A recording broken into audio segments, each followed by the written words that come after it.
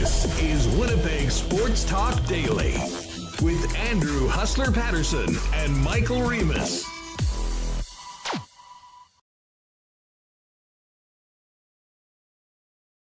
Sports Talk Daily. Great to have you all with us. We got a hockey game to break down from last night that didn't go the Jets' way. Stop me if you heard this one before. A tough night in LA versus the Los Angeles Kings. The Jets get shut out 3-0 last night. We'll hear from Coach Arneal and break that one down. We're also going to get into the Bomber offseason and hear from Brady Oliveira, who had some pretty interesting comments as he cleaned out his locker. John Hodge of 3 Down Nation is going to jump on with us. We'll get his thoughts on the East and West final, but really focus in on where the Bomber organization goes from here after a disappointing end to the 2025 season. Well, Connor and Remis did a great job of banging out post-game content last night. And, of course, Kenny and Rennie did their thing as well. Rendog, Sean Reynolds of Sportsnet himself is going to join us at 2 p.m. We'll talk a little bit more Jets, look ahead to this rest of this road trip and the game Friday night in San Jose. And then a little later on, we've been meaning to do this for a bit, but the Canadian Olympic curling trials are just around the corner. Always love talking curling, especially with comedian and curling analyst John Cullen. He's going to jump on the program, and we'll check in with Thomas Tipple as well. And NFL trade deadline had some pretty interesting moves yesterday. We'll talk about that, fantasy impact on with a couple of teams, and look ahead to the weekend as well. So it should be a fun show. Great to have you all with us. Shout out to you podcast listeners. Hey, podcast listeners, by the way, if you ever have the chance to give us a 5-star rating and a little review wherever you're getting your podcast, that always helps us spread the channel. And of course, if you're with us on YouTube, hit that thumbs up button. Make sure you're subscribed to the channel. And if you're watching it afterwards, leave a comment. Also helps us out as well.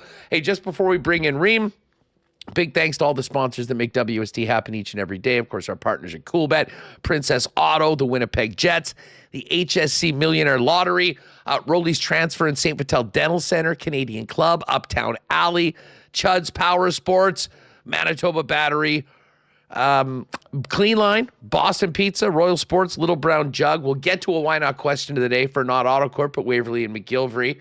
Speaking of that, a lot of people throwing those winter tires on. You know what's coming. They can certainly help you with that. I've got a great financing program as well.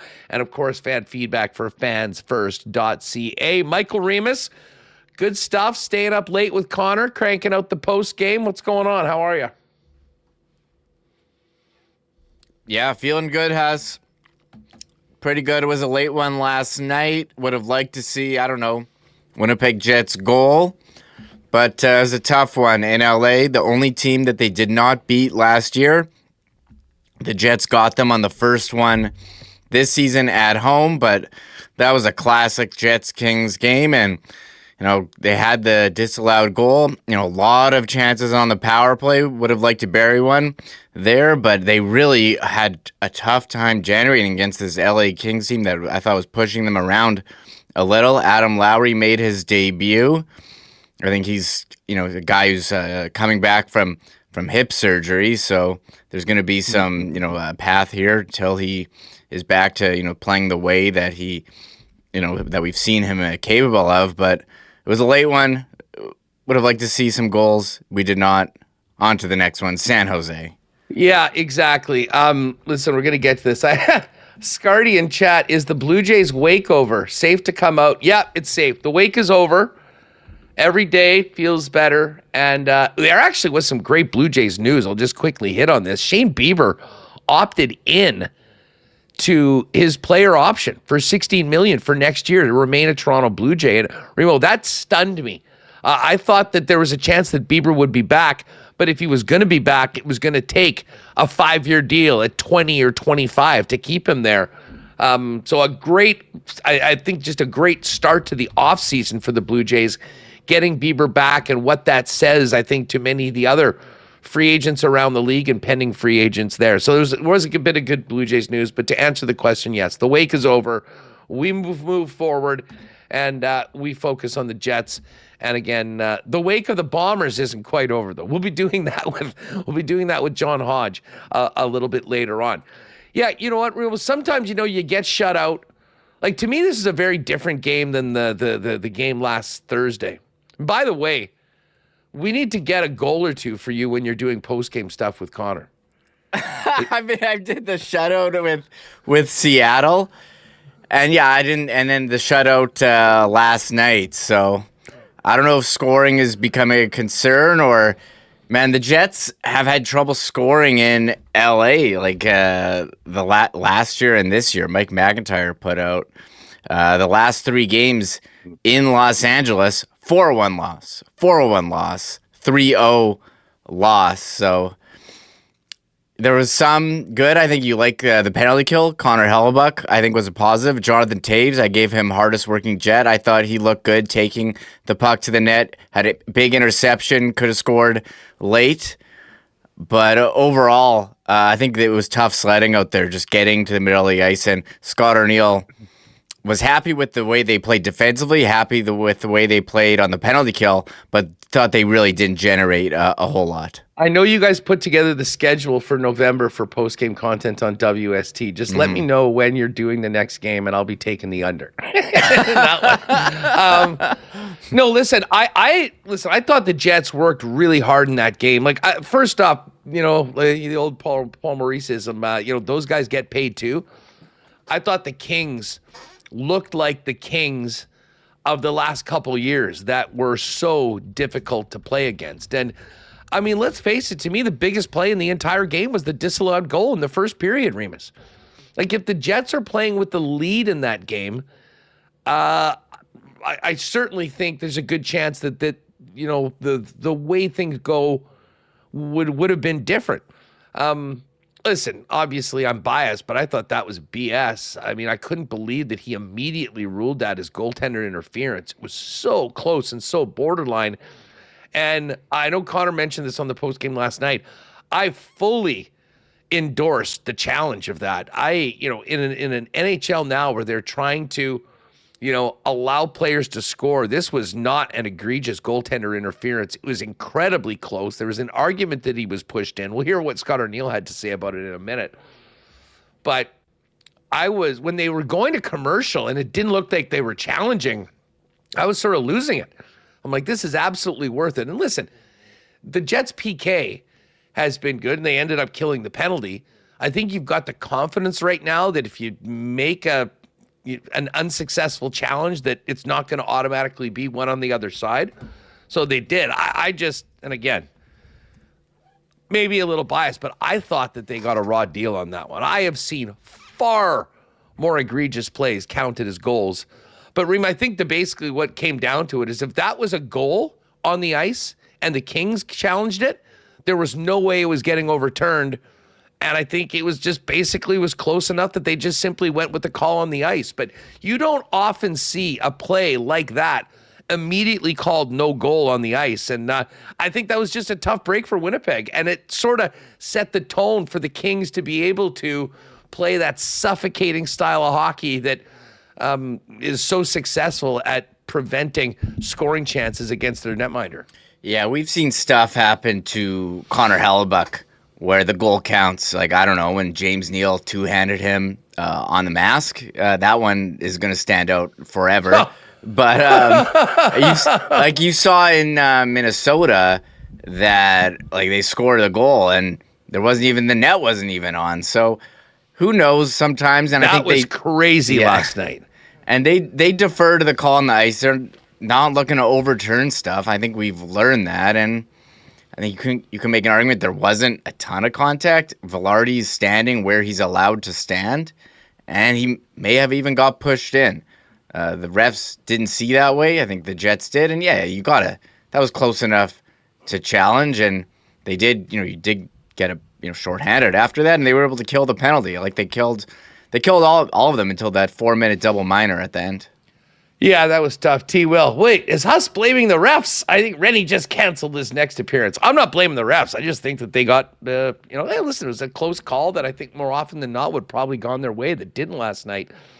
And when you're talking about a game that was 1-0 well into the third period, that goal looms a hell of a lot larger than if it's in a bit more of a wide open game where both teams are scoring.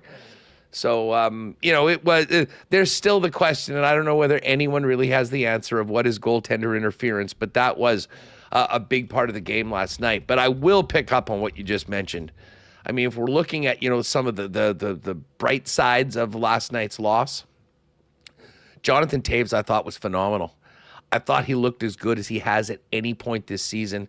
He was dangerous. And Reem, my big takeaway post-game and today, putting together some thoughts for the show, is a level of increasing excitement of Cole Perfetti's return, because with where Toews is right now and how he seems to be getting better and better, I am legitimately excited to see what that line might be capable of when a player with the offensive vision, ability, and smarts in Cole Perfetti could team up with Jonathan Toews the way he continues to ramp his game up.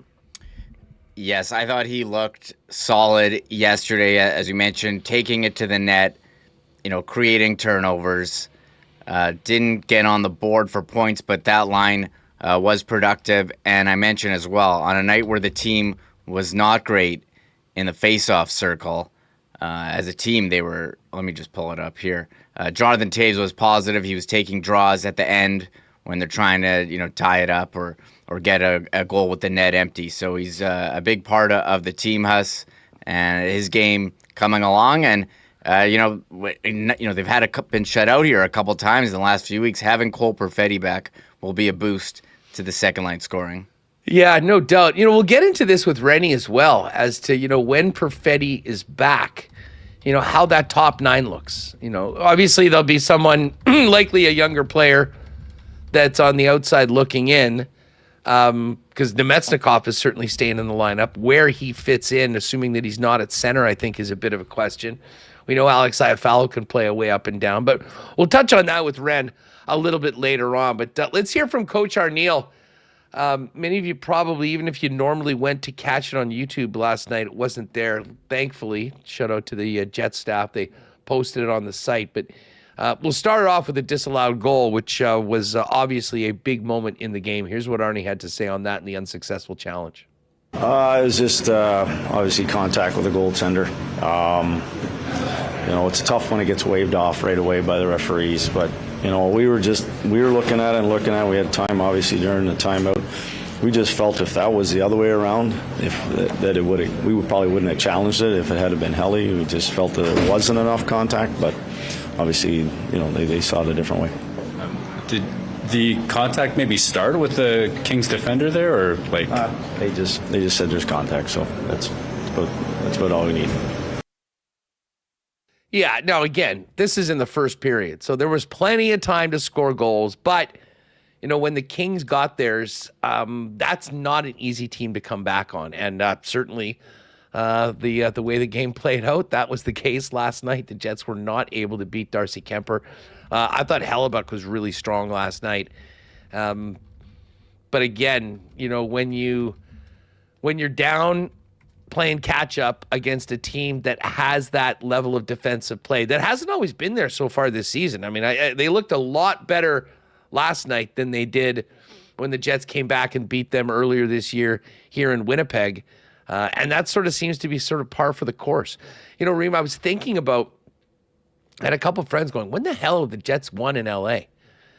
The only game that I can really think of from Los Angeles in recent times that was positive was that game where they put Ehlers up with Connor and Scheifele, and that line went for 5 goals. I think they were down 2 or 3-0, if I'm not mistaken, and that line just absolutely exploded. And we always look back to that line, certainly when people who are banging the drum for Ehlers to be on the first line at that game as to what is possible with it. But other than that, I mean, the Kings have been a really good home team. They're a very stingy defensive team, and they got back to that last night. And listen, they were full marks for the win. But, I mean, it wasn't – I certainly didn't take it as a really poor performance from the Jets. They would have loved to get more from a few of their chances. But some of those games just are not going to go your way. They did get some chances. They couldn't score, though. Here's what Arnie had to say about the team's struggles on offense. Well, actually, I go the other way. I don't think we created enough offense. I think we only had 10 scoring chances. We didn't give up much. We gave up one, obviously, in the first, a big one. But I didn't think we got to any second opportunities, continuous sort of attacks. You know, when we're on, it's a shot, it's a rebound, and all of a sudden it's another play. Today we were kind of one and done. Like I said, we only had 10 5-on-5 scoring chances. Our power play, we were one play away from maybe making it, having the execution just wasn't as crisp and as sharp as it usually was. You know, they did a pretty good job of keeping us, you know, keeping us on our heels. And I thought tonight this was one of those games offensively where we didn't do enough to win the hockey game. Yeah, so I mean, listen, I think it is a bit of you know, the visitors maybe not being totally up to their level, but you know, as he said, you do have to you know, give some credit to LA because it wasn't like they didn't have the puck, they didn't have zone time, they did. But Remis, the one thing that Scott Arniel mentioned there that was really clear was those second opportunities weren't there. And sometimes, you know, in really tight one-goal games, you got to get a bit of a dirty one on a second or a third chance. And the Kings were not letting that happen last night. And you add in the power play struggles. You know, in games that are that tight at 5-on-5, you have to make the most of your power play opportunities. The Jets didn't, and then, of course, gave one up later on in the game when Vladimir Metstikov was in the box in, I believe, the third period with that double minor high sticking. And then that one-goal game became 2 goals, and it became that much longer of a road back, which they never made it. So they move on. There was some good news last night, the return of Adam Lowry. You know, he spoke in the first intermission saying, you know, felt a little sluggish trying to get back in. Had a brutal night in the face-off circle, which is not really what you normally expect from Adam Lowry. But here's what the coach thought of his captain getting back into the lineup. I know that that was the idea, try to get him out there as much as possible, try not to get him thinking, just get him playing. And he's missed a lot of time. And you know, I think that he got stronger as the game went on. I think he got more comfortable, and yeah, we knew it was going to be this way, and it just kind of built off it tonight. He became your first choice for the 5-on-3 at the end there, so. Yeah, that because he's done it before. He's had experience at it. You know, he's a guy that, you know, knows what he's doing, and you know, they did a good job on it. The team was able to get through that kind of nearly a minute of 5-on-3 deficit with a Lowry out there. And interesting to note that Lowry had the most offensive shifts of Jet forwards, albeit taking pretty short shifts, considering it was his first game back in the mix. Here's a little bit more from the coach on the Kings' first goal, which was a bit of a breakdown in their own end and the scoring chances that the Jets gave up. Like I said, I think we had right now, it may change a little bit, but I think we gave up 9 5-on-5 chances in our eyes, how we evaluate it, which is good on the road against a good team like that with some good firepower. You know, that first goal is a coverage goal. We had talked about it, kind of how they like to play, and you know, it got us. But at the end of the day, we did a lot of good things. They got some zone time, but we didn't really give them a lot of looks. Maybe they're a little bit more to the outside. And you come on the road and you only give up 9, you should be winning those hockey games. Is that, when you say it's a coverage thing, is that the D who chases, or is it just the guy being left alone in front? There's all 5. It's because that's sort of the tendency that happens. It came from behind the net there. They're a team that likes to find that middle once it does get to the back in net. We had talked about it, pre-scouted it. We knew it was coming. Bit of a whiff. It seemed like Dylan DeMello took the wrong route at the Kings player and left Kempe, of all people, wide open in front of the net without any support. And that was the way the Kings got the lead that they never relinquished. Gabe Vilardi was the guy that thought he'd got his team on the board early on. Probably wasn't too pleased with the disallowed goal. Here's his thoughts on it. My view was, you know, doing my best to stay out of the crease. There's a little nudge from the guy, and I think I'm barely in the crease, you know, if it's inches, if that's what it is. I think it's a goal. I think that's pretty soft. I don't know. I don't know what the rules on it. I don't know. I don't know how they determine what's goal interference and what's not. If you go to Minnesota, and look back at that game and the goal they scored on Bucky where they drag his leg, and that's not goalie interference, but that one is tonight. So it's tough to know what is and what isn't. The NHL sent out kind of a release saying that it was because you impeded the goalie's ability to make a play, but it seemed like you had been pushed by their defender. If that was... It wasn't pushed. It's just a little nudge, and I don't know. It's a tough call for them. I don't want to step on their toes or anything. It's tough for both. I think it's a goal, obviously, but what are you going to do? Reem, I'm with Gabe on this one. As I said, he's definitely top 3 in Jet post-game interviews. He'll give it to you straight. He thought that was a bit of a soft call. And listen, he brought up the play in Minnesota that counted. There's been a myriad of goals that, have been contentious, that have gone one way or the other, that seemed far more in the lane of goaltender interference than this one was. But the bottom line was this was called immediately on the ice, and that, I think, was the undoing for Vilardi. I know they have criteria where you try to figure it out, but you've just seen a lot of inconsistency, and it does have to do with the play on the ice. They don't want to overturn their own call, which we've learned across sports lately. So he said, hey, that's what it is. Deal with it and move on. Here's a little bit more from Vilardi. They didn't have a lot going on offensively. As already said, this was a low-event game. Here's what Vilardi had to say just about the struggles to generate more offensively. I mean, they play hard. They're a well-structured team, especially in this building. And I think we knew what we had to do when we got in on the forecheck. We had our looks and we had chances. We had a lot of power plays. Got to score. Can't go 0 for 6 or whatever we want. All right, there it is. I mean, the bottom line, I think, in a game like that is exactly what he finished off with. It's the power play. You got to make something happen on those 5 opportunities. Kings did, Jets didn't. That was a big, big part of the game. Obviously, all the members of the Winnipeg Jets happy to have the captain back. Here's Vilardi on the return of Captain Adam Lowry. So what he always does, it brings energy and great on the PK. And his first game, he's going to keep going from here, but he did what he always does. He plays hard, and he's so good defensively and makes all the right reads out there. So we're excited to have him back, and he's going to get going.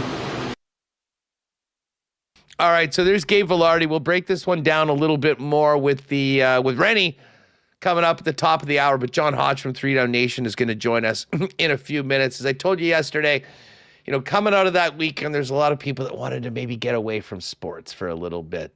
Go out, have some fun with your friends, your family. Can I interest you in the most fun place to go with friends and family in town? And that, of course, is Uptown Alley at 1301 St. Matthews. Uptown Alley is your entertainment supercenter, if you will, with 5-pin bowling, 10-pin bowling, an incredible arcade and gaming area, laser tag, incredible food, cold beers, and wonderful hospitality areas as well. If you're just looking for something to do one of these nights right now, head on down at 9 o'clock and take advantage of their daily deal for the bowl and play. 90 minutes of bowling and a $10 arcade card. The cost is $20.49 per person for 5-pin, $22.49 for 10-pin. Of course, they've got great birthday party packages for kids, teens, and adults. An amazing group and corporate events there where you pick your activities, your meal, your add-ons, and their event staff team takes care of everything else.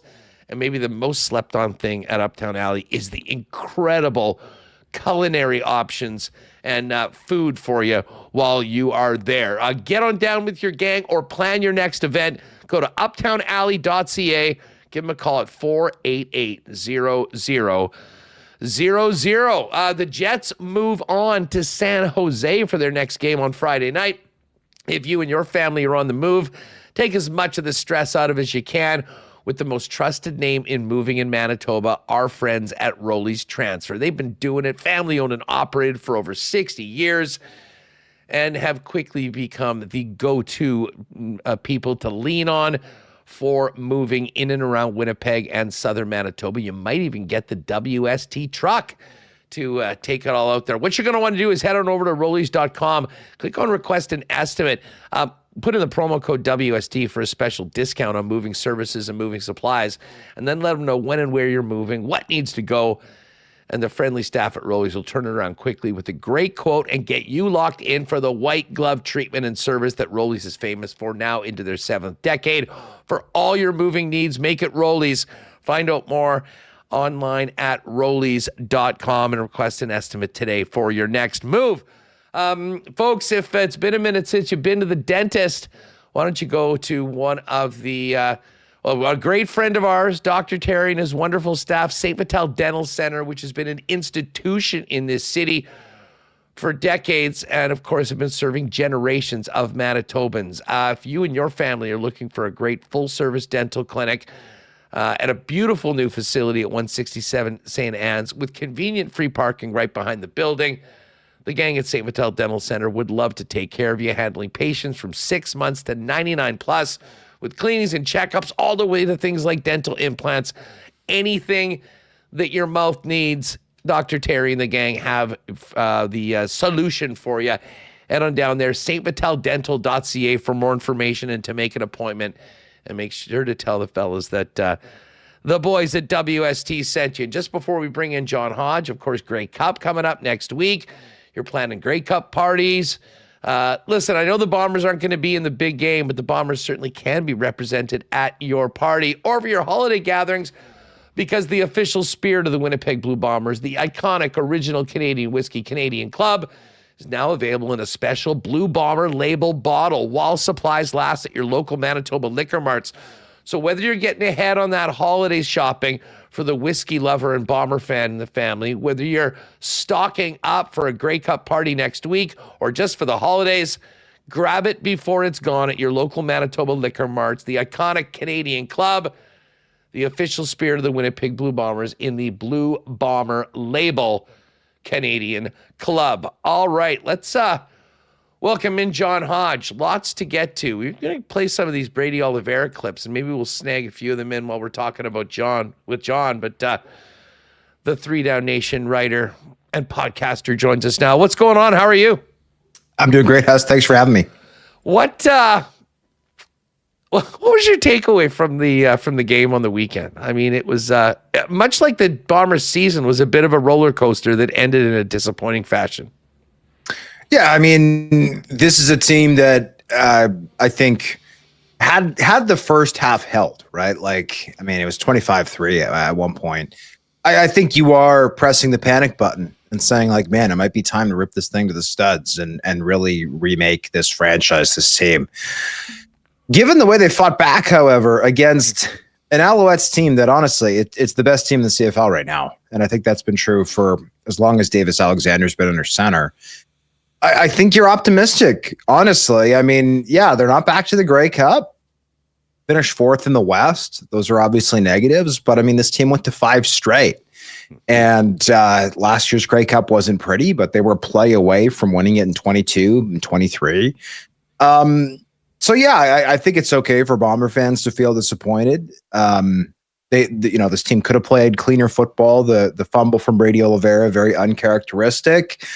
Zach, I thought, had some sloppy ball skills earlier in the game. 2 fumbles in that first half, one of them lost. But I mean, the offense otherwise came to play. Like, they were actually able to push the ball down the field against a very good defense, which was surprising. To me, the surprising part was how poorly the defense played. That's not characteristic of this team at all. And so, I mean, there's pluses, there's minuses. I think there's areas this team needs to get better for 2026. But was the result surprising to me? No. At the end of the day, they played a great Alouettes team. They pushed them to the last minute or two of the game, and you know, I think there's some praise that should be delivered there. There's also some indictment, I think, of this team, however, as well. I mean, listen, there's no doubt that it was a gutsy comeback, and like to come out of the gate, go the distance, put it in the end zone, and then to take advantage of a couple uncharacteristic Montreal miscues and put up 6s after an interception and a fumble, completely flipped the game. But hard to get past how ugly the start of that game was. And I mean, I didn't take it as the Bombers weren't ready to play or anything like that. That kind of looked like the Bombers for a good portion of the season. And that game, it's kind of encapsulated, like a lot of blah and probably a quarter of it looking really good, like a team that could beat anybody. And unfortunately, over a season, that's not good enough. And in a game against top-level competition, it just wasn't enough. We were all like, listen, if you're a Bomber fan, you were leaning on the defense and the way that they'd built themselves up throughout the year to be able to keep them in a game. Like, I never thought that there was even a chance of the Bombers winning anything close to a shootout against the Bombers. That was probably the most disappointing part of the game, was just how the defense got absolutely eaten up right out of the gate. And then with the opportunity to keep things close, not able to handle Stevie Scott and Davis Alexander in the second half after they'd come back so quickly. Yeah, I mean, this defense had its faults at times this season. Too many explosion plays, way too many explosion plays. Certainly through the first third of the season, finished last in sacks. I thought they didn't get enough pressure. Some of that is scheme related, but some of that's personnel related. But yeah, to come out and have those types of busts, those type of explosion plays allowed, I think very disappointing. This defense did finish number one, Huss, in the CFL in points allowed per game through the regular season. I believe their number was 21.5. Well, they gave up double that, right, against the Alouettes in this one, 42 points. And it's just not reasonable. It's not fair to ask your offense to put up over 42 points against an excellent defense to get the win. That's just not fair. Now, I thought a play that maybe it's cherry picked, but really stood out to me was the 45-yard touchdown pass to Tyson Philpott. If you go back and you watch it, you've got Jake Thomas lined up at nose. He tries to push the pile, and as Jordan Younger often does with his defense, only 3 initial rushers. Well, the 2 ends were James Vaughters and Jamal, I keep wanting to call him Jamal Adams, like the NFL safety, because Devin Adams. But Jamal Woods was the other defensive end, and they looked like they were trying to run some type of stunt, and they literally just ran into each other. And it's like, okay, so this was a 3-man rush. It's now momentarily a 1-man rush, and the Alouettes kept 8 players into block. So it's like, well, okay, I mean, I don't know how anybody in the secondary is supposed to cover anybody for that long if you're giving Davis Alexander that much time to do what he needs to do. And there were rushers who came into the play later on, but that's just one example of an explosion play where it's like, okay, if you're going to rush 3, that's fine, but your 3 rushers have to be high-level players and they have to execute the play effectively. And assuming that the play design didn't call for the 2 ends to run into each other, I think it's fair to say that play was not executed properly. So I think Jordan Younger's defense is very good. I think schematically it makes sense. It's never going to be the number 1 sack defense in the CFL, but I do think going into next season there has to be a little more balance, a little more heat on opposing quarterbacks, and I also think that personnel-wise they need more push up front, more guys who can take over a game. Willie Jefferson is still a good player, but I don't think he's the monster that he was back in 19 and 21 who could completely take over a football game. I think at this point of his career, he's a solid player. He can bat down passes like crazy. He can still get there for sacks, but they need to add some juice along the rest of that defensive line. I couldn't agree with you more, and I thought that was maybe a key part of the game is that Davis Alexander had all the time in the world to pick apart the Bomber defense. And, you give an elite quarterback like that lots of time, they'll make lots of plays, and that's what happened. As far as we get into the offseason, I mean, there's so much intrigue over, who's back, who will go, how much change that we'll have. In my opinion, John, you got to look right at the line of scrimmage. And it feels a little bit like when Kyle Walters and the group took over. I mean, they reevaluated like where this team was at, what they needed better. They needed better Canadians and they needed better play, particularly in the offensive line, but I'll include the defensive line. We just talked about that. That's the one area that I think there's been a significant erosion of quality over the course of the last 3 and 4 seasons. And if you want to beat a team like Montreal, if you want to be playing in the Grey Cup, it's cliche, but it starts on the line of scrimmage. And this team just isn't where it had been over the course of the last 5.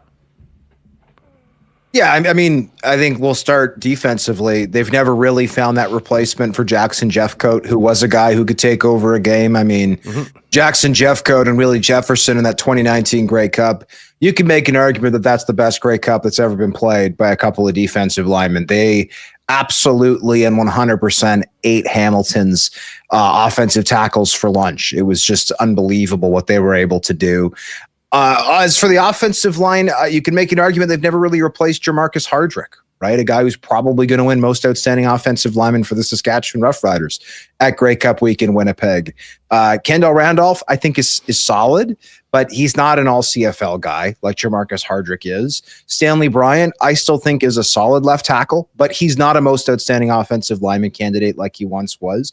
Patrick Neufeld, I still think, is a solid guard, but I don't think he's an all-CFL guy anymore. And when you've got free agents departing or older guys, again, I'm not saying who are liabilities, but guys who just aren't at the peak of their game anymore, which is appropriate. I mean, Stanley Bryant's pushing 40, and Patrick Neufeld, I think, is turning 37 this offseason.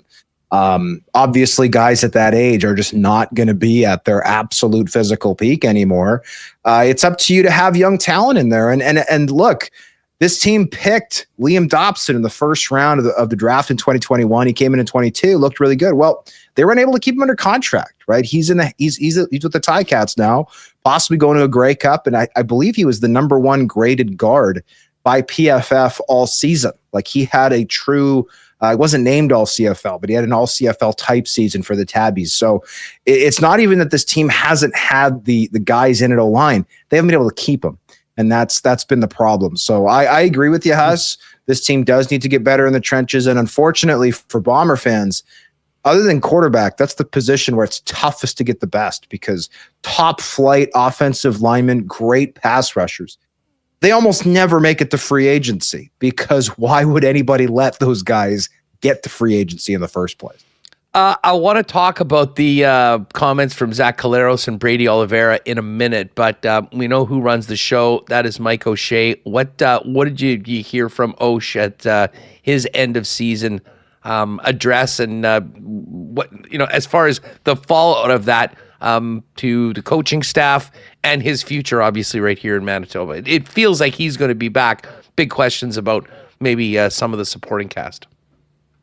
Yeah, I mean, there's been all kinds of chatter behind the scenes about whether Osh could be staying, whether he could be leaving. There's obviously an opening in Ottawa right now. The overwhelming sense I got from Osh, who is not an actor and not a politician, definitely right, is overwhelmingly that he's staying. There was no sense that I got that this was a farewell press conference. He had meetings with 40 different players. Typically, the head coach addresses the media on garbage bag day. Osh does not do that because he is tied up in meetings. And if you have a foot out the door, I have no idea why you would waste your time meeting with everybody in that level of depth, and why you would be so focused and seemingly energized for 2026. He indicated that he's going to have conversations regarding a new contract shortly, and he's optimistic that they'll go well. So I would expect Mike O'Shea to be back just based off of his demeanor. I also don't think, frankly, that Ottawa is a super attractive head coaching vacancy. We'll have to wait and see. Ryan Dinwiddie was listed on our article at 3 Down Nation for 12 candidates for the Ottawa job. Well, if he ends up getting some type of head coach VP role in Ottawa, and there's an opening in Toronto, could Osh potentially look at that? I don't think it's ridiculous. Mike Pinball Clemens and Mike O'Shea have been very good friends for literally 30 years, dating back to their time together as young players on the Boatman. But right now, there's a very good chance that Mike O'Shea is going to be back. As for the rest of the coaching staff, I mean, I would, and by the way, I did ask Mike O'Shea which of his assistants are under contract for next year. He claimed he didn't remember. I don't believe that he doesn't remember, but that is what he said. I would certainly expect the defensive staff back. Offensively, we'll have to wait and see. I mean, Jarius Jackson was supposed to be the veteran voice for this offense and a rookie offensive coordinator. And Mike brought this up a couple of times, saying, yeah, it was tough that we didn't have Jarius Jackson here for training camp. And he thought maybe he should have been more proactive in bringing somebody in potentially to be that veteran voice, at least just for training camp. Before Jarius could get to Winnipeg for week 2, because of course the team had a week 1 bye. But regardless, I mean, clearly the offense wasn't good enough. Zach is spoken openly about his level of frustration with this season. And he didn't feel like the offense played good football. So if that's what your franchise quarterback is saying, I think it would be more than fair to suggest that change should take place for 2026 to some extent. You know, while we're mentioning Zach Collaros, I mean, something that I was hoping that would be in place last year still hasn't happened, and that's the succession plan to what happens after Zach Collaros. Now, he's signed a 1-year extension. By all accounts, he will be back with the club next year. But John, in your opinion, how vital is it to the next 5-6 years that they get someone in the room that can sort of be passed the torch by Zach Collaros at the end of potentially next year? I know there's a lot of hand-wringing about that, and I appreciate that it's a concern for fans. I don't consider it a huge concern, and there's two reasons why. One is Taylor Elgersma is currently a free agent. Taylor Elgersma, Heck Crichton Trophy winner, has an absolute cannon for an arm, 6'5", 230 pounds, a guy who outdueled Sean Clifford for the third-string job with the Green Bay Packers, which is remarkable considering he'd never really played four-down football prior to going to camp with the Packers. Like, this is a guy who didn't start playing football till high school. He was before that, a hockey player, a stay-at-home, like, checking defenseman. That was what he did. And within a span of 8 years became a quarterback who played competent football in NFL preseason, which is remarkable. Now, is he going to step in and be a starter for the Bombers right away? No, he's going to need some time, but he's a free agent. He's currently waiting for NFL opportunities. He, again, impressed with the Packers in preseason, got cut. It's possible he'll sign before the end of the year. It's also possible that he won't, in which case I would imagine he'll sign with the Bombers for 2026. The other thing is, let's remember the Bombers did draft, or not draft, but they did develop a succession plan in Drew Brown. The issue was Drew Brown got an opportunity to go elsewhere before leaving Winnipeg. And I think based on how things went this season in Ottawa, clearly that offense struggling, the challenges that were there, Drew Brown not finishing the season, right, sitting out the last few games. I would think that if things don't go well for him in Ottawa in 2026, he is under contract. He's not going to re-up there. And if he doesn't want to re-up there, I can think of an organization in Winnipeg that would probably love to bring him back. So I know that Terry Wilson didn't look very impressive in that season ender. Chase Artopius, the PR guy who spent most of the year on practice roster, dressed for a few games as a third stringer. He hasn't shown anything, but I don't think those two guys are necessarily the succession plan. They could be. Right? If Terry Wilson comes and rips it up in 2026, God bless him. He could be the future. Same thing for Chase. But I think there's two guys who are currently not with the organization who you could potentially look at as a franchise quarterback for 2027.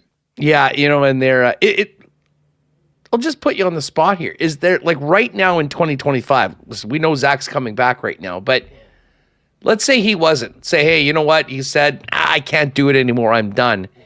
Is there a Drew Brown in the CFL right now awaiting that next spot? I mean, the drop off from the starters to the backups seemed to be pretty significant this year around the league.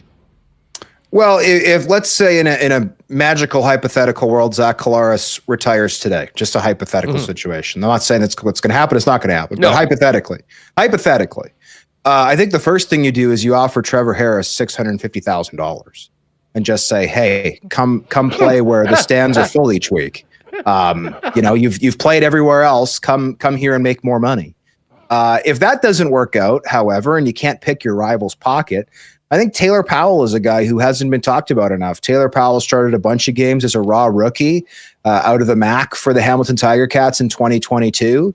And he hasn't played a lot the last 2 years, but he's been behind Bo Levi Mitchell, a guy who has been a good teammate to quarterbacks in the past. He's not the curmudgeonly Brett Favre who's trying to, like, actively get the backup kicked out of town. Like, this is a guy who has, you know, he mentored Nick Arbuckle in Calgary, has been a good teammate to quarterbacks in the past. And his head coach is Scott Milanovich, the guy who brought Cody Fajardo and Trevor Harris and Zach Collaros into the league and coached him up with the Toronto Argonauts back in the day. Like a third of the active CFL starters are here because of Scott Milanovich, right? And how he mentored them. So Taylor Powell's a pending free agent.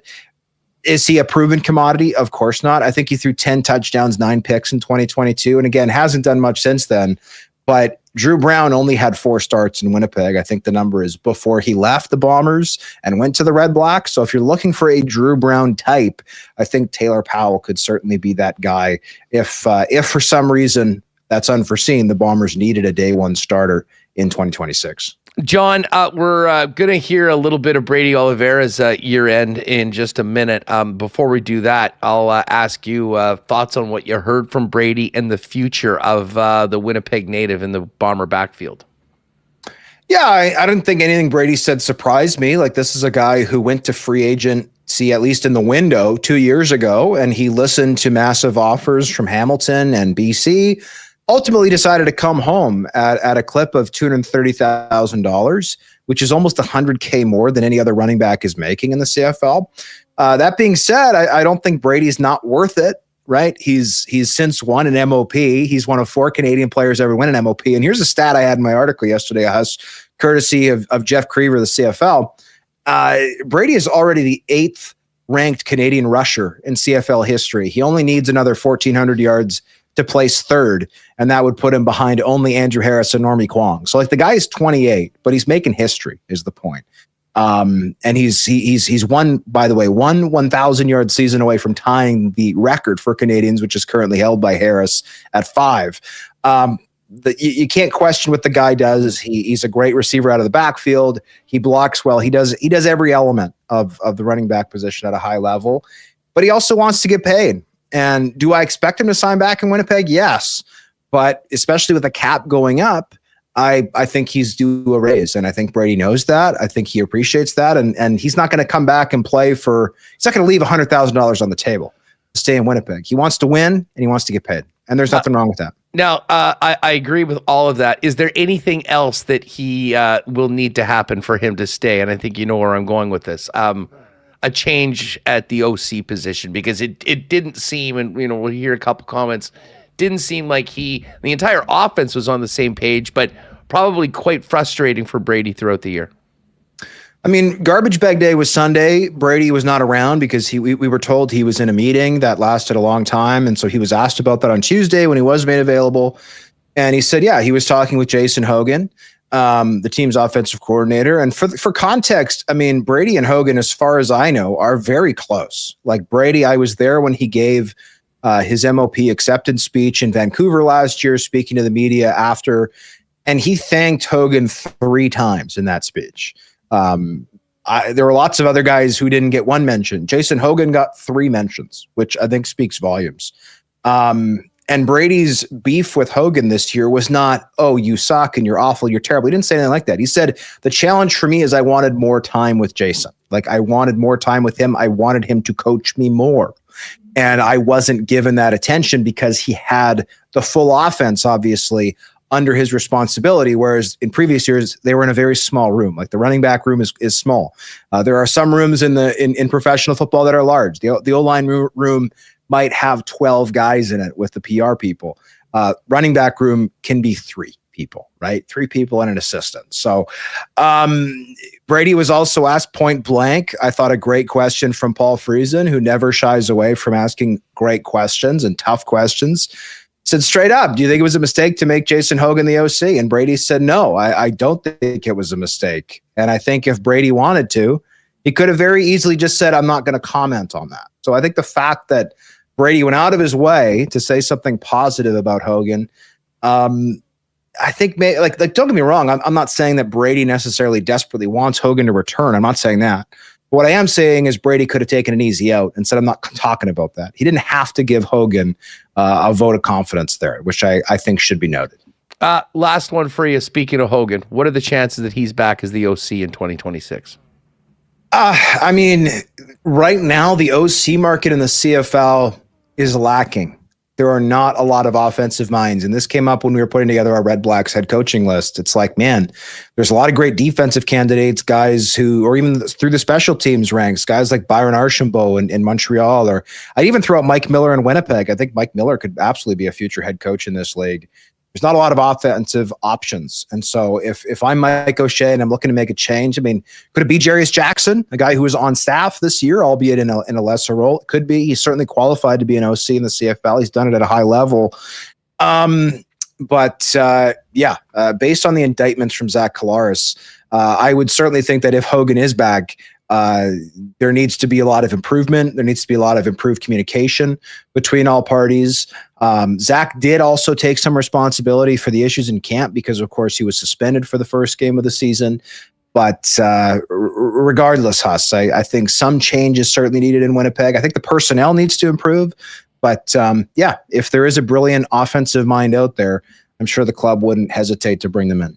I lied. Last one for you, and this is a quickie. Who's playing in the 112th Grey Cup next weekend here in the Peg?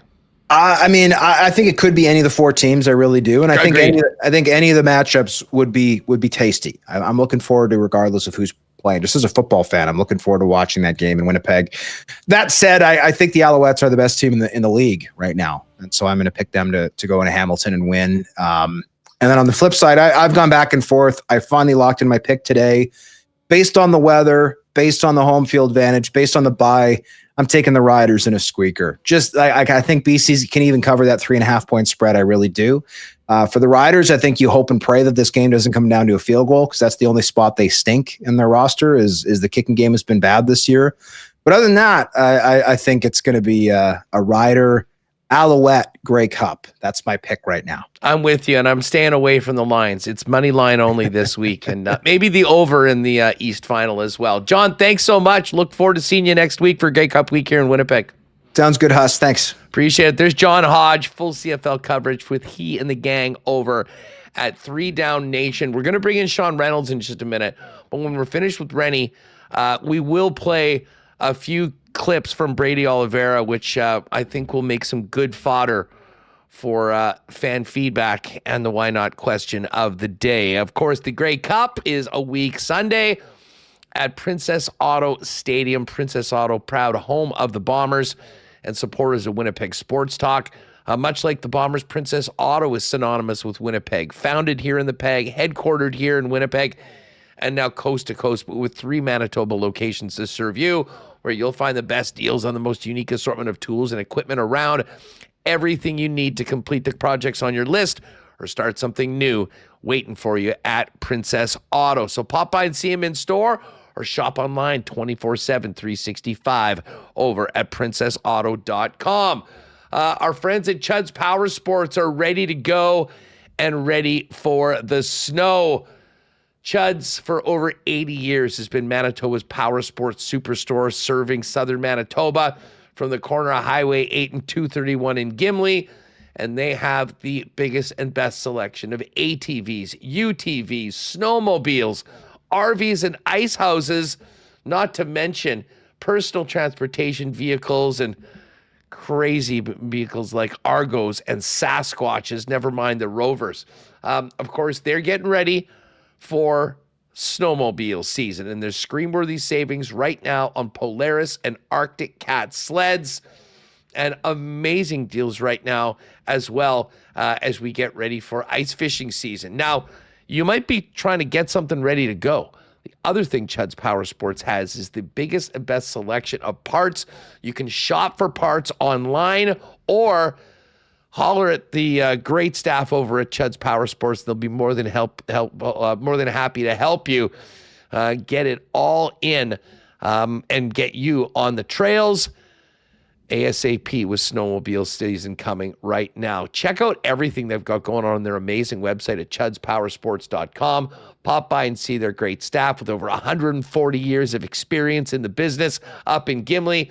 And if you want some great deals, check out truenorthparts.ca for amazing deals on clearance gear and accessories. From our friends at Chud's Power Sports, we'll have a Chud's Power Sports Power Poll for both the NHL and the NFL coming up later this week on WST. And hey, speaking of winter, is your car ready to go? Your truck going to make it through? If you're not sure the answer to that question, head on down to Manitoba Battery, your local battery option with the best prices in town and free battery testing. so you'll know how things are at. You can beat the freeze before it beats you. You've got a sale right now on booster cables and cable packs. And of course, the best, lowest prices in town, period. 12 months a year at Manitoba Battery, beating the pants off the big box stores. They'll also deliver batteries to you citywide inside the perimeter. They're all waiting for you down at your local option for all batteries, Manitoba Battery, Logan Avenue, Dovercourt Drive. Shop online and order today at manitobabattery.com. All right, let's get back to the Jets. We will have those Brady Oliveira clips a little bit later on. Sean Reynolds, who did a late night shift with Kenny last night. Those 9:30 games, Ren, that is a grind. And it certainly wasn't a game that maybe a lot of people were planning on staying up for a couple hours to talk about the excitement of it. Tough one at the office for the visitors last night. Yeah, I mean, I thought it was a really good game, right? I did too. Like if you take a look at that, it's I don't want to be one of those guys who it could have gone either way, but this is a 1-goal game for me. Late power play goal makes a 2-goal game, 3-0. This to me, I thought what was a fascinating game in that I think it says a lot about the Winnipeg Jets, and that the Jets go into there, they go play against a really difficult team. I thought the beginning of that game started out with the Jets doing what they do, which is carrying the play, kind of cramming the game down the opposition's throat, leaving them no recourse but to, when they're hemmed into their own zone, flip the puck out or get it to center ice, dump it in, give it back to the Jets where the Jets just reload and come crashing down on you again.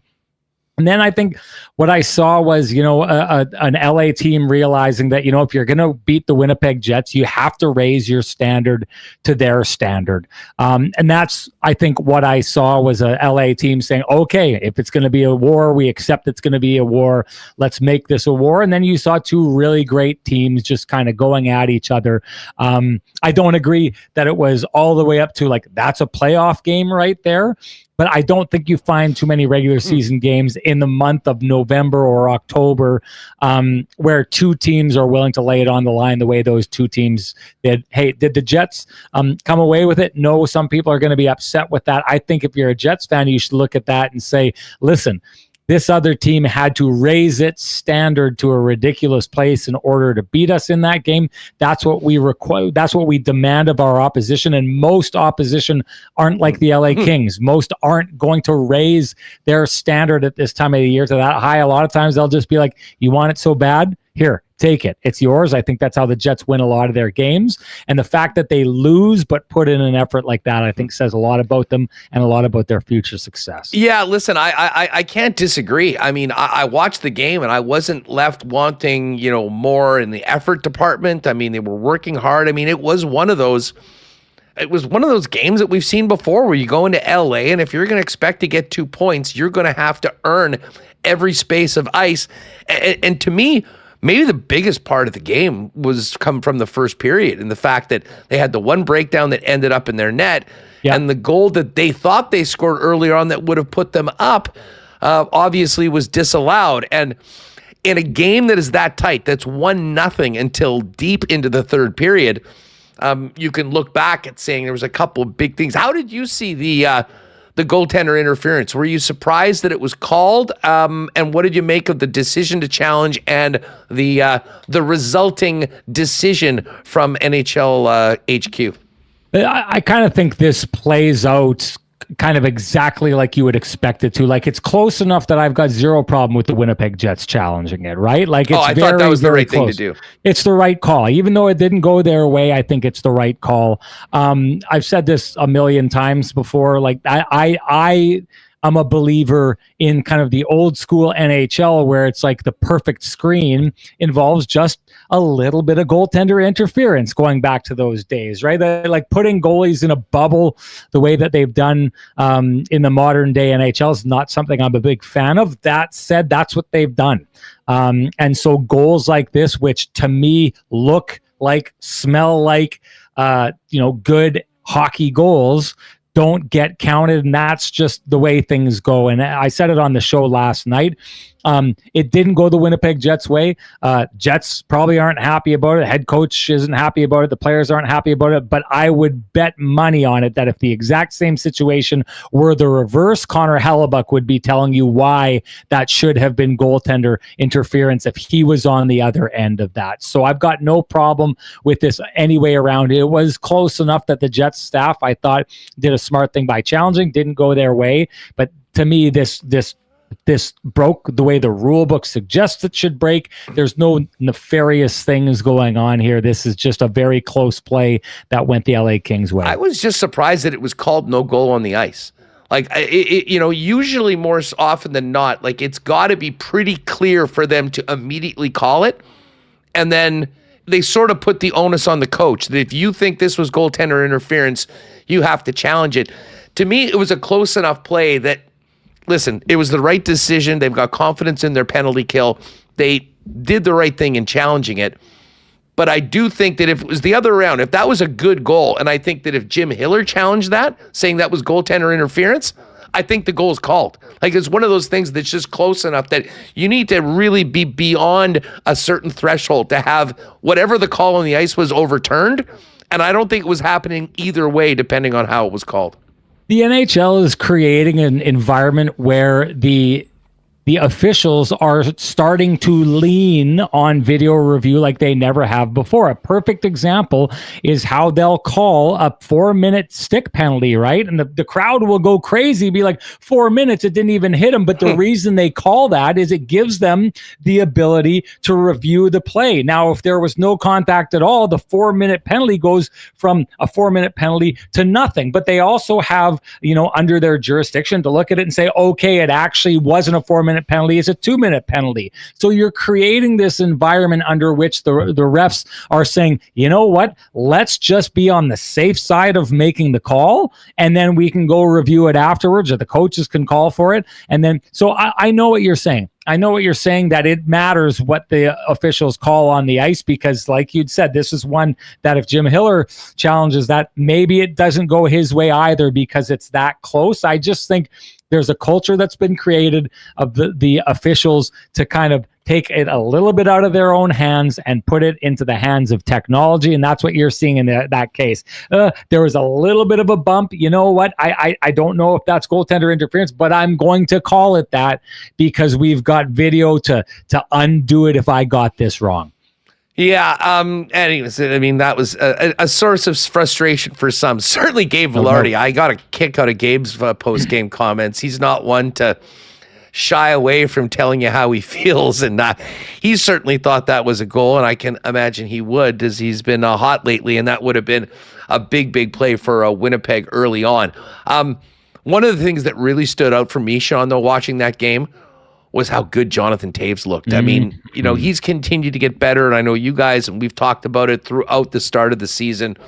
And, I mean, to me, he's exceeded just about everybody's expectations right now. But that game he played last night seemed like he had another level, and it got me legitimately excited thinking about how that line will look once Cole Perfetti is back.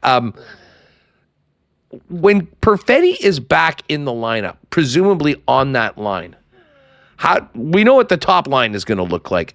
How do you see, with a healthy Jet club, the second and third line looking if everybody's available?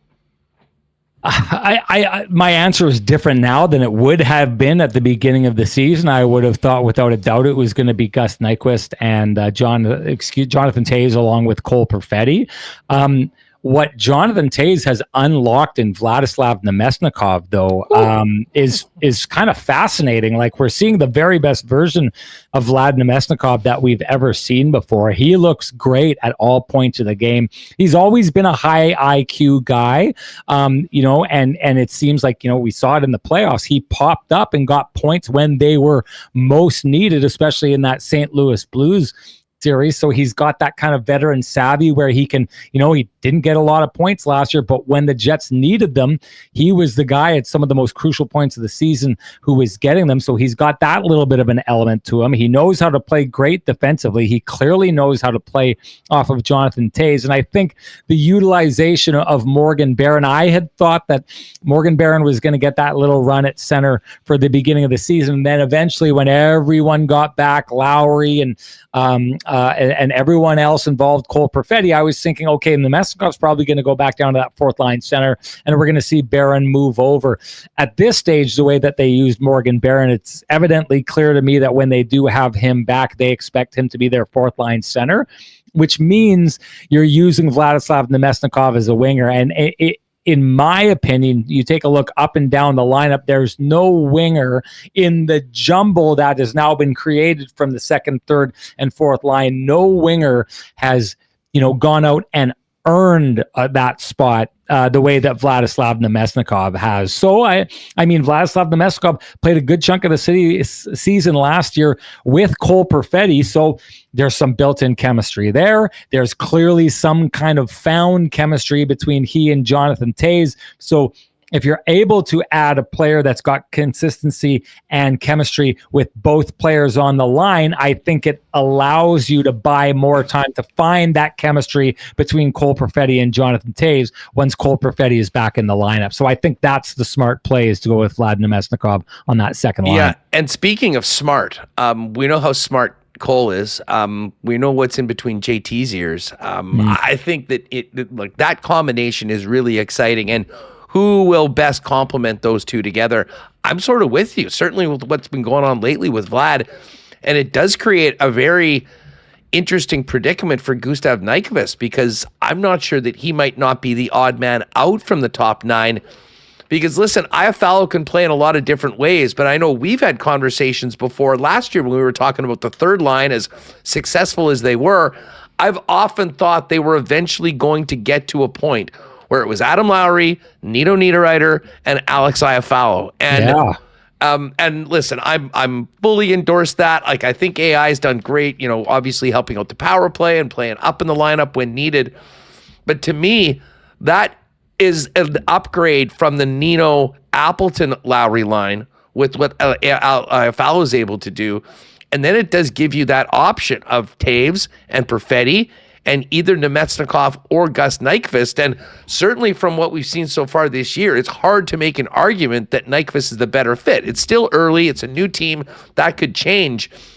But I don't know what the fit is with Gus Nyquist on potentially in a fourth line role. And I'll tell you what, Brad Lambert, Parker Ford, I don't think Cole Koepke's going anywhere. Morgan Barron is going to be back. Like, this is what happens on good teams, but there's going to be some real competition if everyone is healthy to be part of those 12 guys that are thrown out there at forward for Scott Arniel. Yeah, there's a lot going on there. I'll start with that third line and your idea of Alex Iafallo going on that third line. That's what I fully expected when, as soon as they brought him in from LA, I was kind of surprised to see Mason Appleton stay in that spot. And because that first year he got off to a hot start scoring, I think that helped him secure that spot. And then the other part of that is, how do you want to use that third line? Mason Appleton was the fastest of the forecheckers on that line. And then Adam Lowry was the guy who went in and leaned on you. So if you want that line to play like that, you're probably looking at a guy like Koepke or Pearson up in that spot. If you're trying to replicate what that line did last year, if you're trying to take the smarts of it and maybe make it not as fast and crushing of a line, but one that's more capable of scoring, Alex Iafallo makes all the sense in the world to go there. Back to the conversation about Gus Nyquist, I thought that he had really bad timing for that injury, because it looked like his game was just starting to wake up. And my analysis of him before that had been, here's a guy coming in, older player, he's stepping into a system that demands a lot of effort to execute that system defensively before you can start thinking of offense. And I think the first 10-game stretch for Gus Nyquist was him just basically getting his feet underneath him on how to play the intensity of the Jets system. And then right at the end there, it looked like he was starting to get the offensive part of it. And then, boom, he goes out of the lineup. The one thing I think that we can most definitely say is that Vladislav Nemesnikov has done more to earn that spot over Gus Nyquist, which I think bumps him out of that spot. I don't think he's necessarily a fit on the third. And like you had said, how does he fit on that fourth line? I'm not sure. Maybe they try it out to see if it works. You know, you go and you get a player like that. They had a big plan for him. They thought he was going to be their solution on the second line to move, you know, when Ehlers was out of there.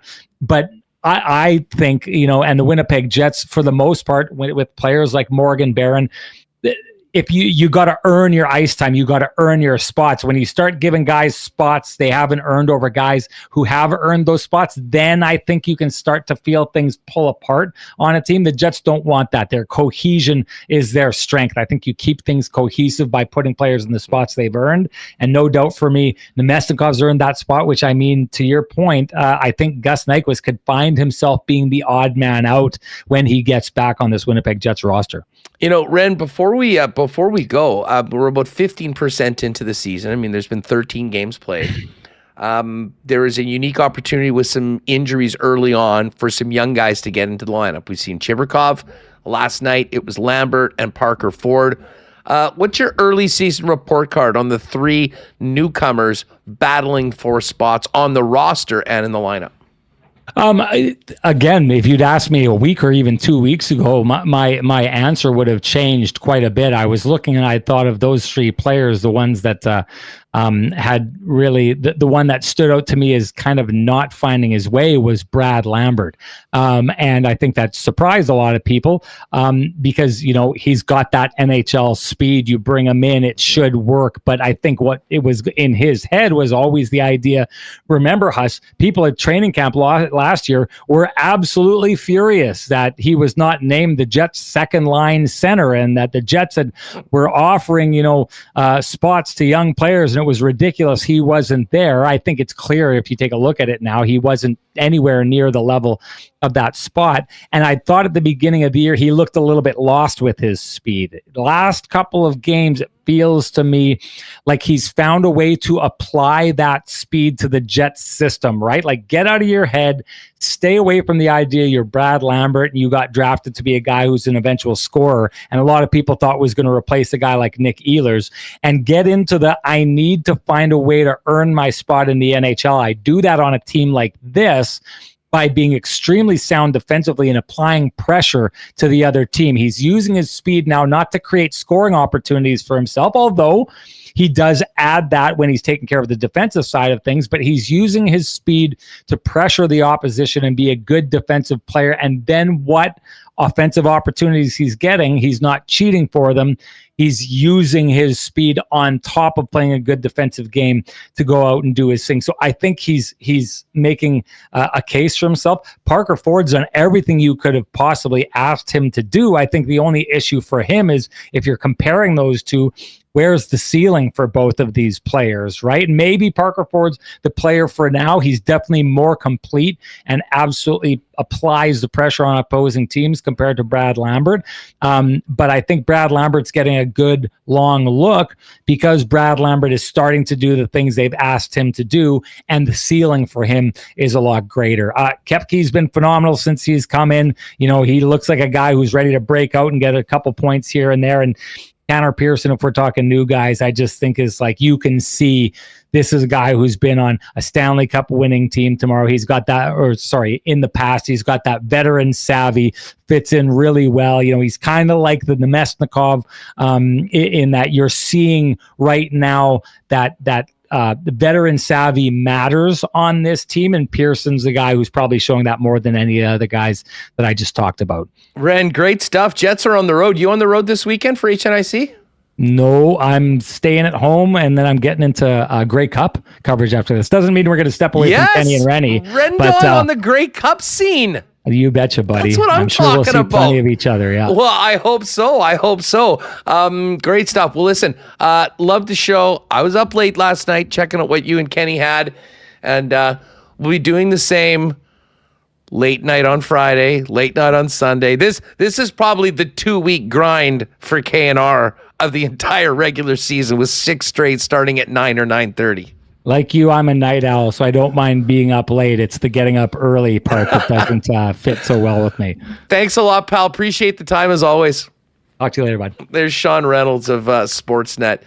And of course, Kenny and Rennie. Guys banged it out last night. And Ken, I believe Ken told us he's heading out to Toronto for the weekend for Jen Botterill Hall of Fame festivities.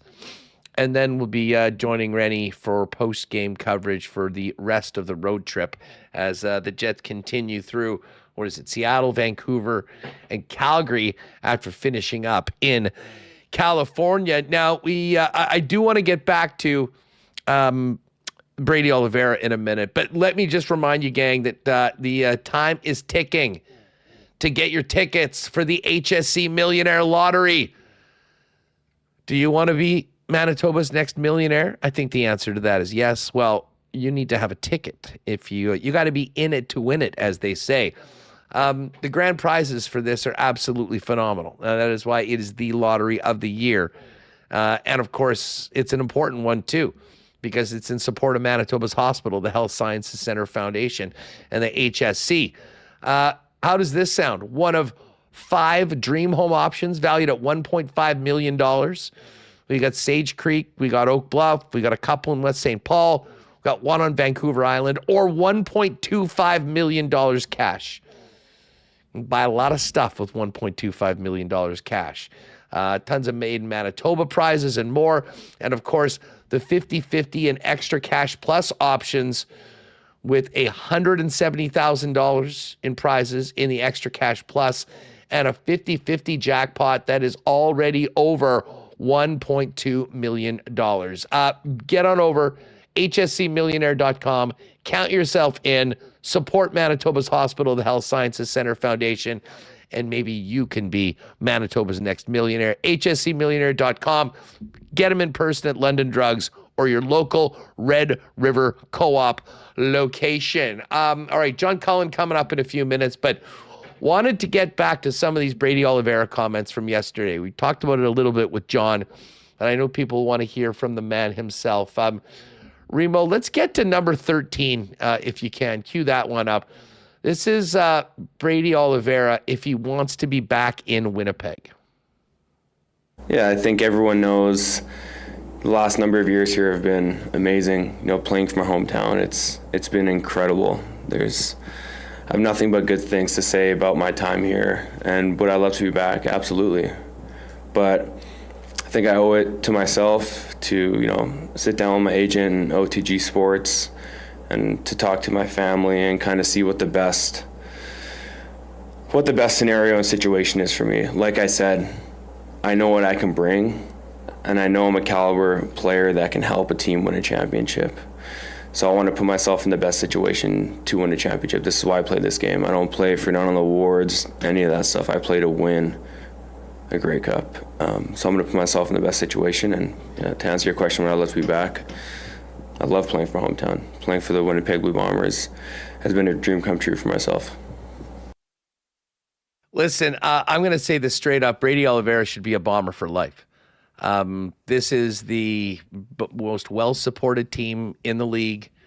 Brady's been played very well, and he's certainly performed and earned those checks.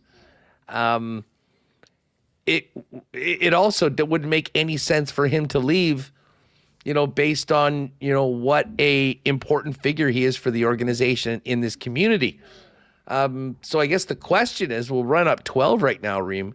Brady was asked on how the state of the team will impact his decision on whether to return. Yeah. I mean, I play this game to win championships. It's all so I work, how hard I work. I mean, I put so much into this, and it all starts in the off season for me. I truly attack that like I'm preparing to come in to the locker room on day one, to contribute and help a team win a championship. So, you know, I want to put myself in the best situation to win a championship. And we don't know what that's going to look like, what the future is going to look like, how this organization is going to look like moving forward. I do know the type of guys we had in this locker room, though. The level of talent and skill power that we did have, that I've truly thought that we had a good enough team to make it to another Grey Cup. And unfortunately, we didn't. We have extremely high expectations in this locker room, and we fell short of that this year. So we didn't get to our end goal of winning the Grey Cup. And for me personally, I mean, I got a lot of tread left. The arrow's still pointing up. You know, I'm 28 years old, and I got a lot left in me, and I know I can make a massive impact.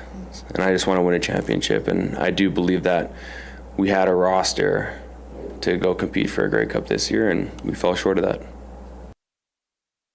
Can tell, I mean, it is obviously killing Brady that, you know, as a starter, he has come so close but fallen short 3 times and now not getting to the big game this year.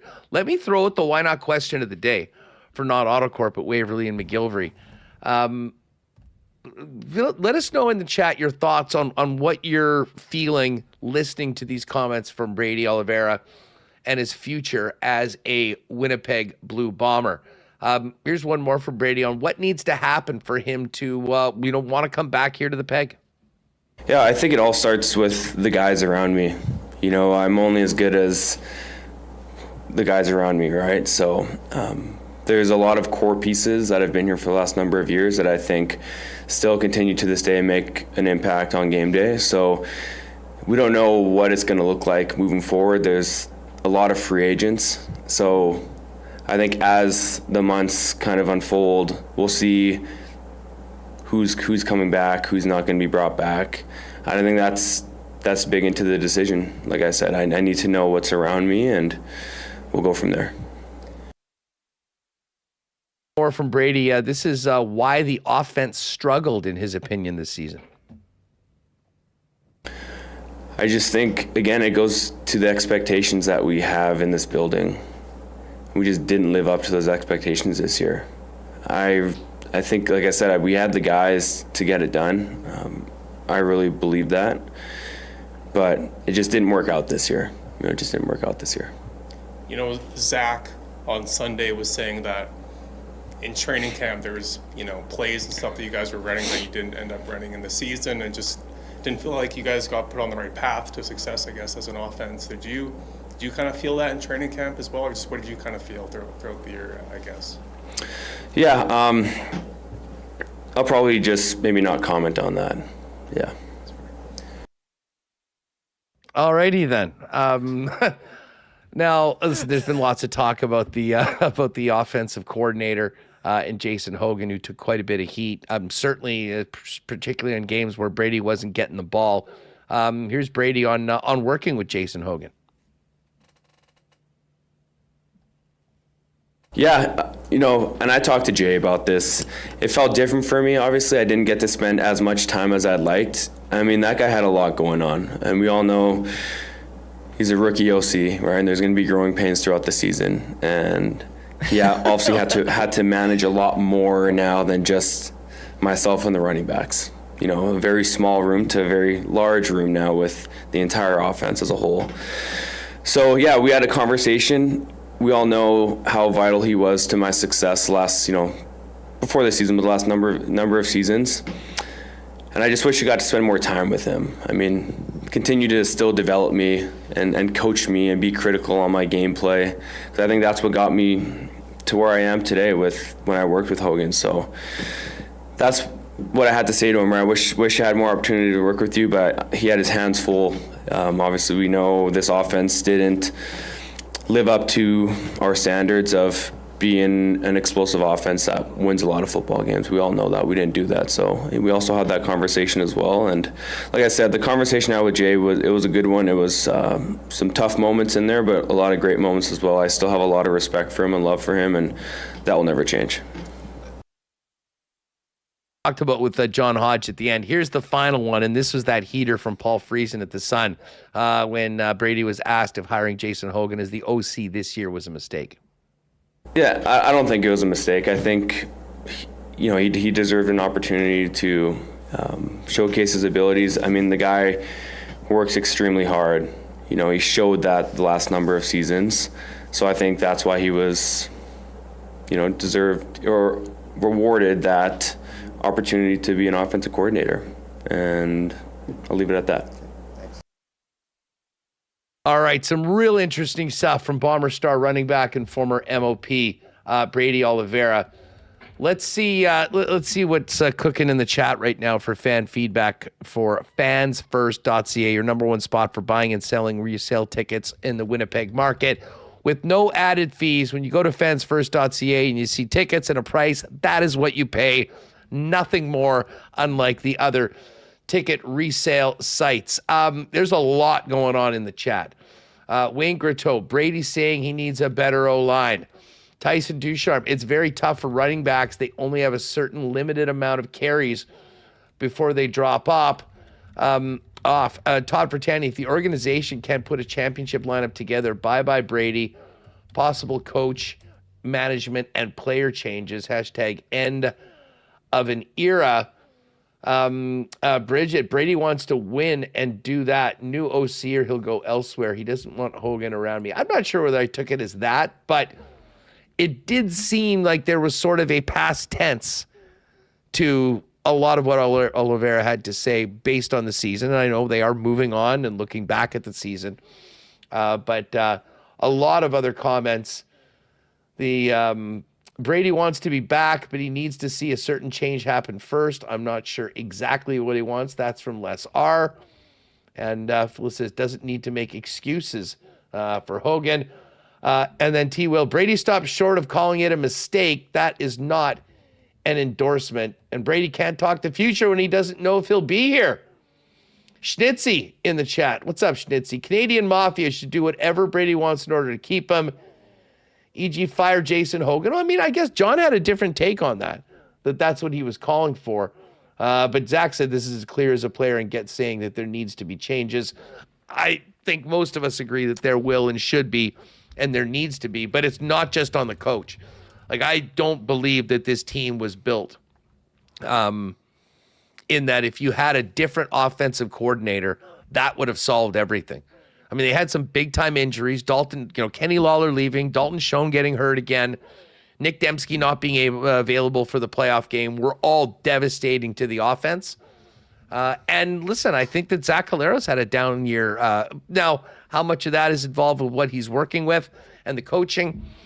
I'm not sure whether we'll ever really know. But the bottom line was what Brady had to say, that the offense was nowhere near their standard, was absolutely correct. That was pretty much a constant throughout the season, minus a few games. And it was the case at the beginning of the game when they dug themselves a massive hole that they just ended up getting out of for a few minutes and then falling behind again. Fan feedback, as always, brought to you by Fans First, your number one spot for buying and selling Winnipeg tickets on the resale market. By fans, for fans, no fees. We are going to have Thomas Tipple jump on, interested in his takes on the NFL trade deadline yesterday.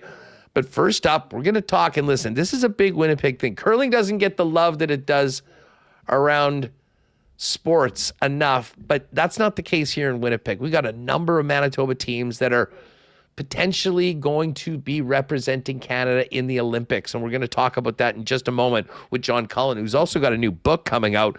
Before that, though, no Jet updates today, so no tweaks to the clean line Winnipeg Jet lines here on Winnipeg Sports Talk.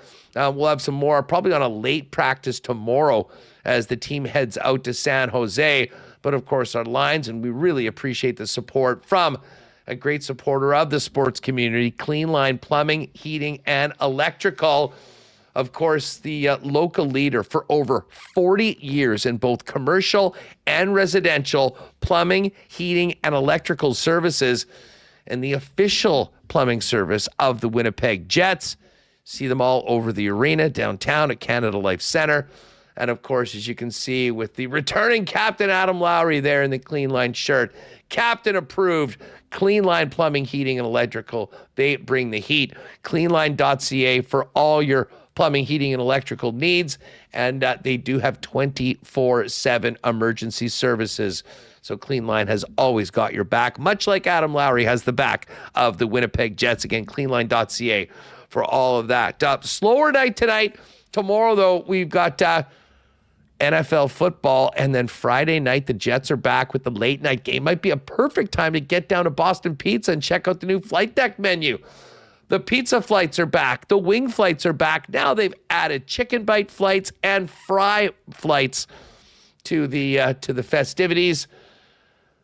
And of course, you'll also have a chance every time you get one of those to enter in to win BP's grand prize of the trip for two to California to see the Jets play the Ducks February 27th, including flights, hotel, and amazing game tickets. Tomorrow night, great prizes for Thursday night football, all the primetime games at Boston Pizza. Friday night, late night, Jets and Sharks. Get together with your gang at your local Boston Pizza, and you can always order online at bostonpizza.com. Our friends at Royal Sports are ready for Grey Cup and ready for the upcoming holidays.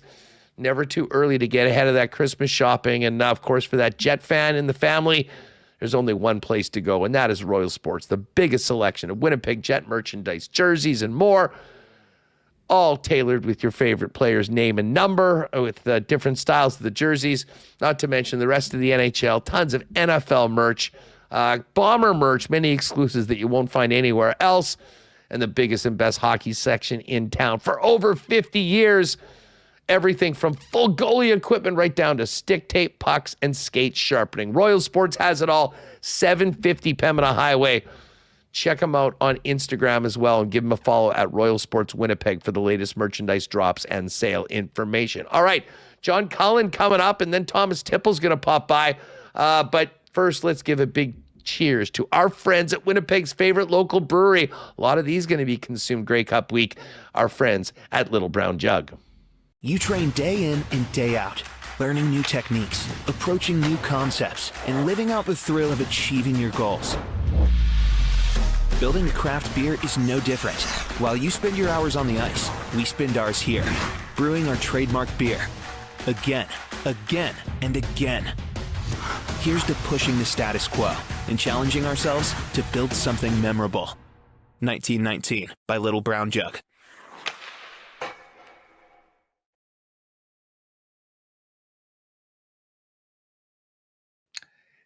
The Canadian Olympic curling trials are just around the corner. Lots of Manitoba talent in it. Let's welcome in our pal, John Cullen. Of course, you can hear him commentating all the Grand Slams on the Rock Network, and he's also got a new book, Curling Rocks, Chronicles of the Roaring Game. John, welcome back to Winnipeg Sports Talk. How are you? Hey, I'm great. Thank you guys so much for having me back. Always love chopping it up about curling with you guys and the fine folks in Winnipeg, Manitoba. Hey, listen, I think there's a lot of people that are really looking forward to certainly the Olympic curling event, but we all know that every 4 years, the Canadian Olympic curling trials is the biggest event, certainly in this country, with so much at stake. And the fields are now set, and the final spot on the men's side, a young team right out of here in the PEG, Assiniboine Memorial and Jordan McDonald squad. What a big win for this young team last week in Nova Scotia. Yeah, 100%. The pre-trials, sort of, for those fans who maybe don't know, it's sort of the last gasp. There was one spot remaining in the trials in Halifax. So they have an 8-team tournament on the men's and women's side to find out who's going to be the last team that gets into that trials. And yeah, like you said, Jordan McDonald, very young skip, just graduated out of juniors, actually. He's 22. And the rest of his team also his age, except for the old hand, Jacques Gauthier, who's at third and is a ripe old 26. But yeah, they've been fantastic. They really have had a great last couple of years on tour. They made their first Tier 1 Grand Slam last year. I would say they were definitely one of the favorites heading into Wolfville. And yeah, they made good on it. It was a best of 3 final for the first time ever. They played another Winnipegger in the final there, Braden Calvert, whose name might be familiar to Manitoba curling fans, former world junior champion. He's been a provincial runner-up a bunch of times. And so it was a hotly contested final, went down to that third game, Huss, but yeah, Jordan McDonald looking like one of the future stars of the sport, and he will be at the trials in Halifax. Now, he'll be a long shot to represent Canada, but you can't win if you're not in. And he and that team is going to have as good an opportunity as anybody else. I mean, I'm looking at the men's outright trials, and Coolbet has odds up on them right now. I mean, it really is a who's who of the top stars in Canadian curling on the men's side. Brad Jacobs, a slight favorite. Matty Dunstone, also right here from Manitoba. Right behind him, it really seems like those are the 2 favorites maybe to meet in the final. John Epping, though, seemingly a real comeback story with his team not too far back. It's been a while since we've seen Brad Gushue in the middle of the pack. Usually he's been the short number at the top of the board. Of course, Mike McEwen with Winnipeg ties, and then Kevin Cooey, Jordan McDonald, who we just mentioned, and Ryan Cleater. Star-studded and a little bit more wide open than the women's, which we'll get to in a minute. Yeah, I would say going into the men's, that is sort of the industry consensus, for lack of a better word, is that you do have 5 teams probably where you wouldn't be surprised if they won. And you mentioned them there. Basically, the first 5 names that you mentioned, I think are the names people would say all have a good shot. As we know, Brad Jacobs, Matt Dunstone were in the Brier final last year. So, and they're number 3 and 4 in the world respectively. So I think people are expecting that they're maybe the favorites to make it to that final. But as you mentioned, John Epping, crazy story. He started last year outside of even the tier 2 Grand Slams. So we have the tier 1 Grand Slams, which is usually 1 to 16 get invited to those. And then tier 2, it's 17 to 32 in world rankings. Epping was outside of the tier 2 to start last year. By the end of the year, he was within the world top 10. So he moved up like 25 ranking places. He's been great to start this year. He's made the playoffs at both of the slams so far. So, yeah, he's got a team of younger guys, the Horgan brothers out of Sudbury, Ian McMillan, who makes his home in Winnipeg, actually, but is from Northern Ontario originally. They're going to be really good. And as you said, Brad Gushue, bit of a surprise. It's been he's announced he's retiring at the end of this year. The last 6 to 8 months or so has not been his best curling. He lost the Brier semifinal on a missed shot by himself. The last couple slams, he hasn't been great, missed the playoffs completely in the Players in London just in September. So, yeah, it's going to be interesting, Huss, to see. I mean, it's the Olympic trials. The pressure is high. It is just going to be whoever deals with that pressure the best is probably going to be the one who comes out on top. And Jordan McDonald has no pressure at all. So he's kind of going in looking to upset the apple cart a little bit. Well, it's certainly, and I'd be remiss if I didn't ask you about the Dunstone squad. I mean, we've had great times with Matt. He's a good friend of the show.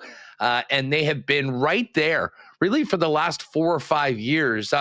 Where's their team at, and what's it going to take to get over Epping and certainly Brad Jacobs to wear the maple leaf in Italy? Yeah, I think Matt is playing the best I've ever seen him play. I mean, I'm similar to you. I've been following Matt since he was a junior. Back in 2013, I interviewed him after he won the Canadian Juniors. Like, I've known the kid for over a decade now. This is the best he's ever played.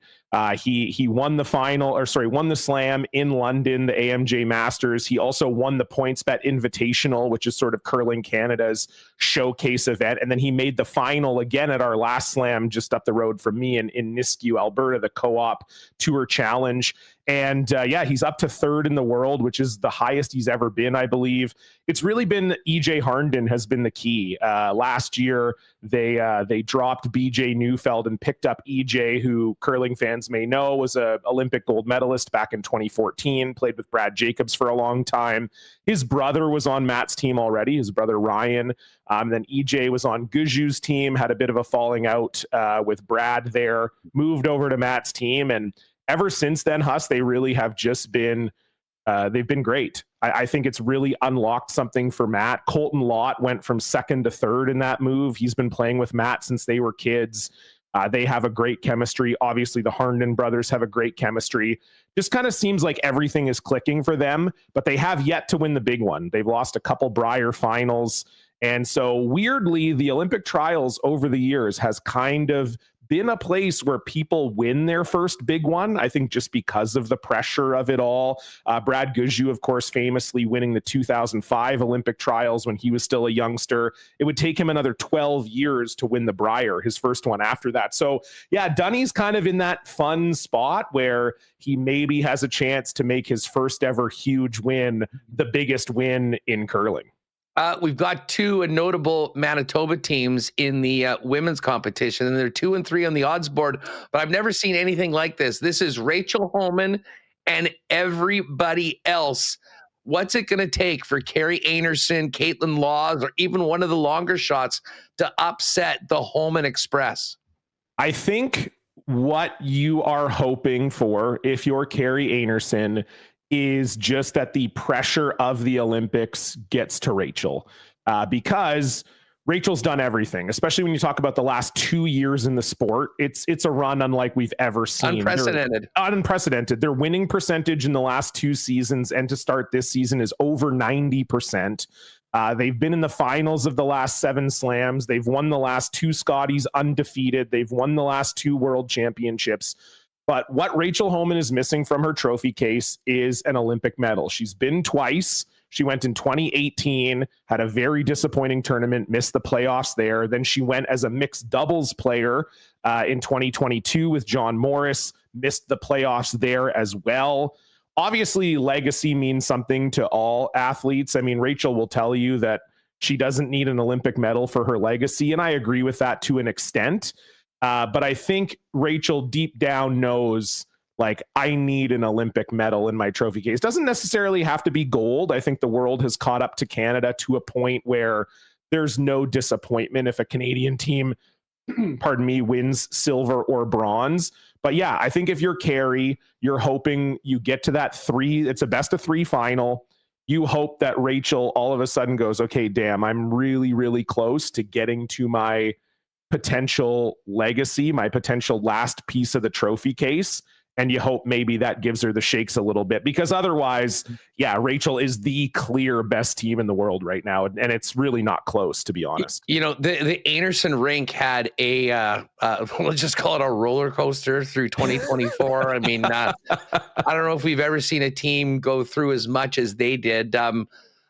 She's still got the game, though. I mean, where's the Anerson rink overall so far as they get ready for the biggest tournament in 4 years? Yeah, it's been a bit of a mixed bag. As you said, the last couple years have been interesting. Brianne Harris, who was a member of that team that won 4 Scotties in a row, tested positive for a banned substance. That ended up getting overturned, but it took a year to do that.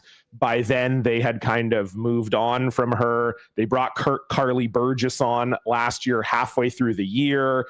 They have a 5-person team, but they finally settled on a lineup. And I would say it's starting to come together. It's always hard to try to put together a team in the last year of a quad, but they've been okay. They won a World Curling Tour event in Edmonton. They just made the playoffs at the Slam in Nisku, where they lost to Homan in the quarterfinal, and it was not a close game, to be fair.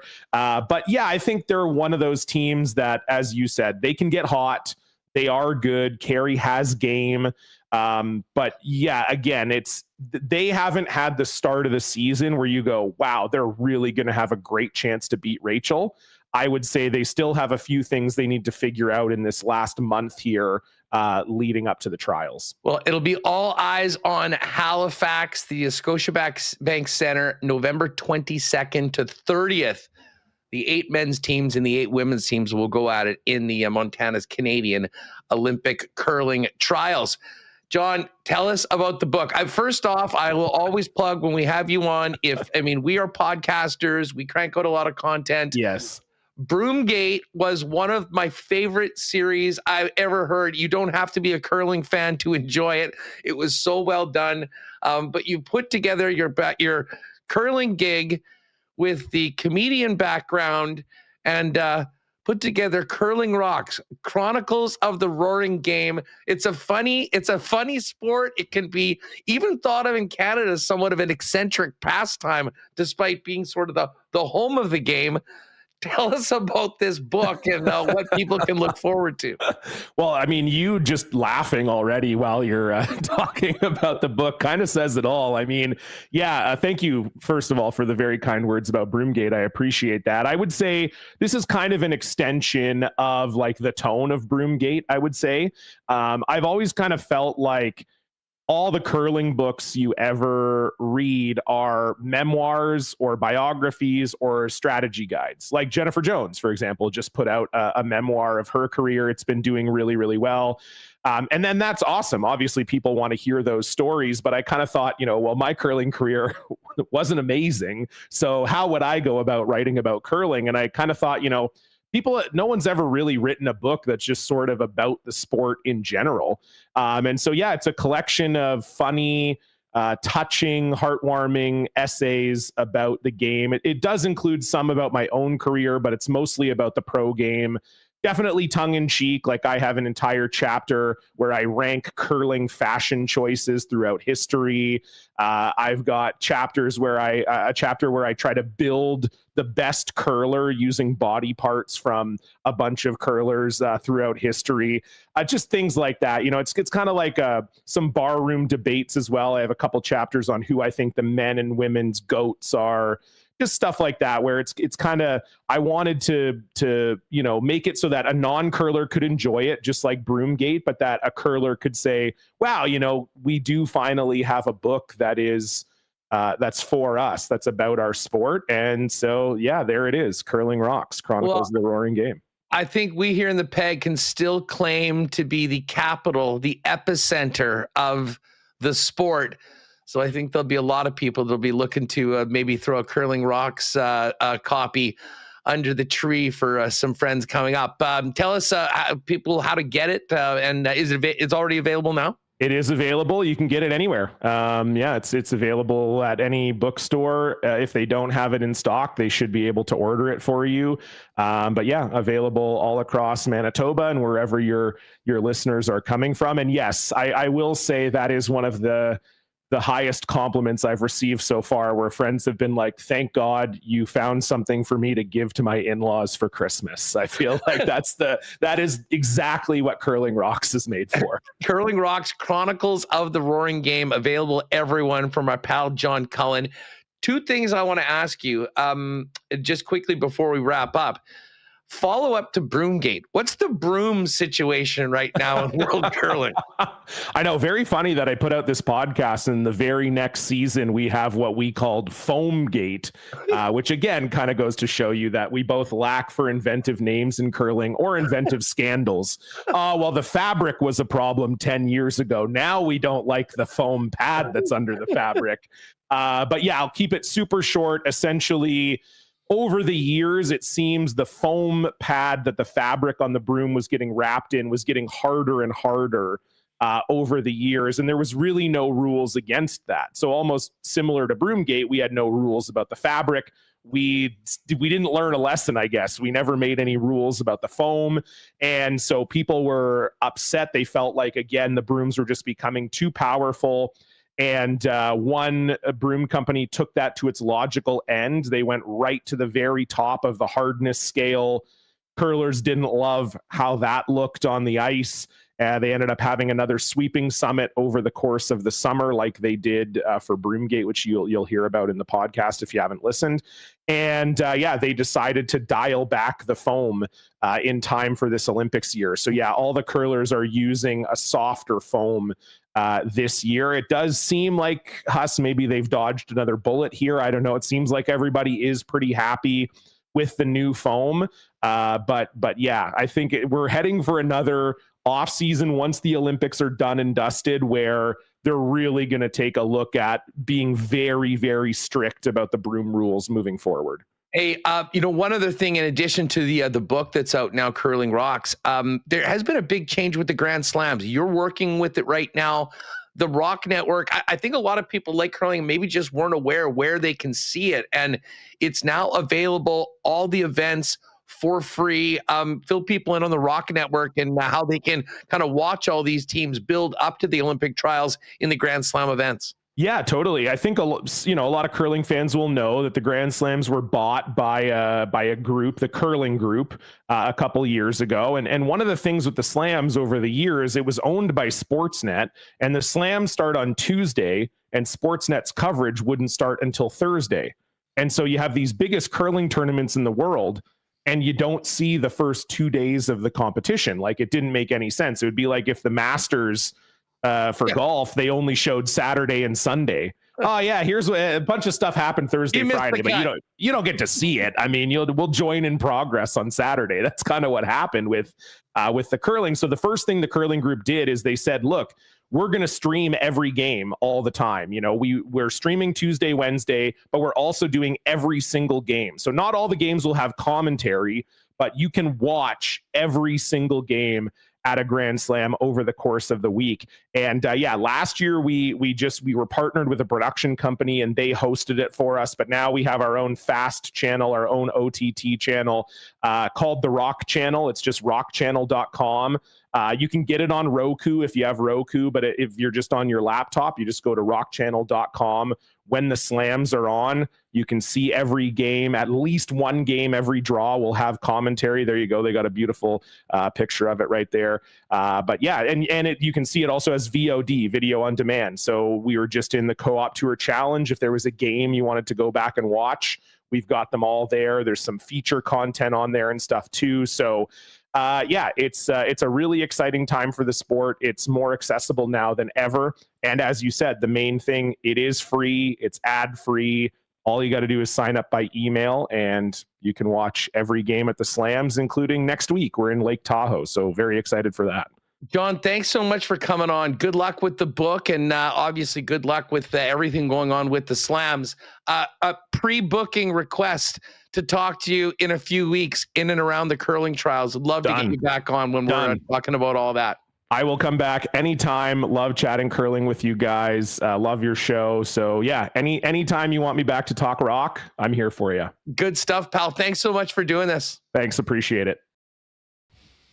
All right, good stuff with our pal John Cullen. I'm really looking forward to the Olympic curling trials. Was lucky enough, I went out with the Cool Bet guys to Saskatoon the last time around, and that was a great experience doing the show from the Olympic trials. A little far away this year out to Halifax to make that happen, but we'll definitely be all over it and following our Manitoba teams to see who will get the honor of representing Canada at the upcoming Olympics. Let's welcome in our pal Thomas Tipple. You can follow him on X and all of his socials at El Nostra Thomas from the #1 fantasy sports site on the planet, fantasy.com. Wait, what Fantasy Points is rocking right now? But I kind of want to start with you on a non-fantasy tip, just NFL in general, and talk about the moves that were made yesterday at the trade deadline.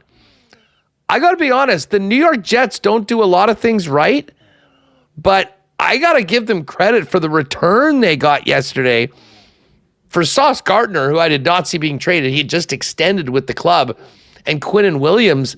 We got a couple big drafts coming up, and they got 3 first-round picks in 2 seconds, as well as A.D. Mitchell. I mean, start off with the Jets, but any other thoughts that you had on players and teams that made moves yesterday, Thomas?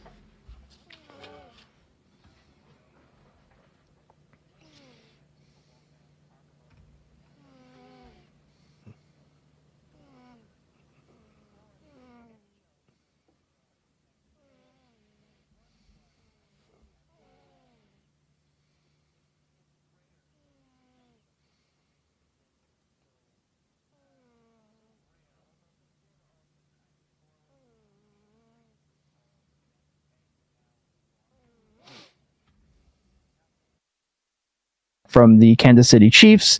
The Jets declined. They were dead set on getting a third. That's poor management, but for me, this was big, and it's also big to have a look at these extensions a little bit more thoroughly. That Sauce Gardner contract was movable. I love the move from the Colts. It's nice to see a team that might maybe have a shot go out and get a guy I like to see teams not rest like some teams did. Looking over there at you, Buffalo, but actually make a play for it. And I love it for fantasy, even though these are defensive guys and I don't play IDP. I think if you play IDP, you are at a level that, you're at a level that even I would never dwell at, keeping track of backup Mike linebacker snap rates on special teams. I salute you, because I could never. But I like it for their fantasy options too, especially if you play Dynasty. You got to think guys like Daniel Jones is getting a contract. They're going to want to keep Michael Pittman Jr. around. They're going to want to keep giving Jonathan Taylor the ball. He's their best player. That extends their fantasy cycle. That means bump them up in redraft next year, because again, he's going to be a workhorse, et cetera, et cetera. So there are different ways to look at it. They did get great hauls. Again, I'm not a defensive guy. I'm not an IDP guy, but I do know that the Dallas Cowboys need to put Jerry Jones in a retirement home for what he has done. Kenny Clark has no guaranteed money on his contract next year, and the deal that they got with Michael Parsons. They now have $67 million committed to defensive tackle next season. I don't know what they're doing. They're also scheduled to be $35 million over the cap. So instead of just paying Michael Parsons, he's made multiple deals to still be in cap hell. It's the Dallas Cowboys are lost. They are lost. I will say moves that I love for fantasy: the Seattle Seahawks going and getting Rashid Shaheed. Love that move. Shaheed is a phenomenal deep threat in the NFL. He has experience in the Kubiak system, going back to his time in New Orleans with Kubiak. This sucks in Dynasty for somebody like Torrey Horton, who had 4 receptions, 2 touchdowns, even just in their last game. But Shaheed is an upper tier, elite, deep threat wide receiver. And that's exactly what you need in this system that's already absolutely destroying teams on this play action. They're making teams run base defense to try to stop the run, because the Seahawks have not been a good running team. They don't care. They only live to cause nightmares with JSN, and now Shaheed on deep shots. Sam Darnold has had multiple touchdown passes and 16.1 fantasy points in 6 of his last 7 games. He completed 21 of 24 against a poor Commanders defense, but a 13.8 yards per is insane. Arizona deploys cover 3 at 28%, cover 4 at 27%. He's averaged 11.1 yards per attempt and a 13.4 completion percentage over expectations in games against those coverages. Get ready to get absolutely torched. Shaheed is a guy that can be a 16 to 17 yard per reception type guy in this offense. Absolutely insane. I love that deal. Yes. The field, and it's a very specific role. But he did that for a long time in the Saints without much help and, without much competent quarterbacking. So with a guy that throws the deep ball like Sam Darnold, I'm with you. I think Rashid Shaheed is a major buy right now if you have if you have the possibility of getting it. And I think it's a big boost for JSN too. It is. And it's hard to imagine him being much better than he's been already this year, dude. But when you add that, those safeties are going to have to be very cognizant of what Shaheed can do. He will just continue to eat over the middle whenever he wants. Yeah, it's going to just help open things up. Again, I think Torrey Horton was doing a good job, but I think Cooper Kupp is so absolutely washed. He's so cooked. And it showed in all of his per route numbers, everything. Just the film was so horrendously bad. And I am not a hashtag watch the film guy. I'll be the first one to tell you that. We employ the best film team in the business for a reason. And even they have said, yeah, he is a shell of what he once was. They needed this. And I think it's just going to open up more things for JSN, more targets, more yards. He has exceeded all expectations. This has been phenomenal. But I do love this for Sam Darnold, even though the schedule gets tougher. But Seattle, to me, is a top 4 team in the NFC right now. I would be looking at some of their futures bets, if I'm being honest with you, for things like MVP, Sam Darnold, Offensive Player of the Year, JSN, you can get it still plus odds, and winning the entire NFC. Are a couple futures that I have placed here of late.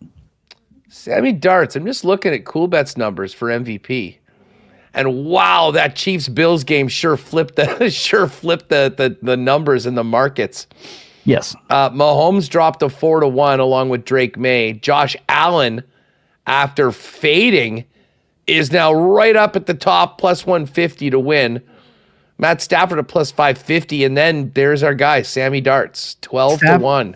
Stafford, I think, is my betting favorite because he does not have one, and look what the Rams are doing. But if you want the long shot bet, Sam Darnold.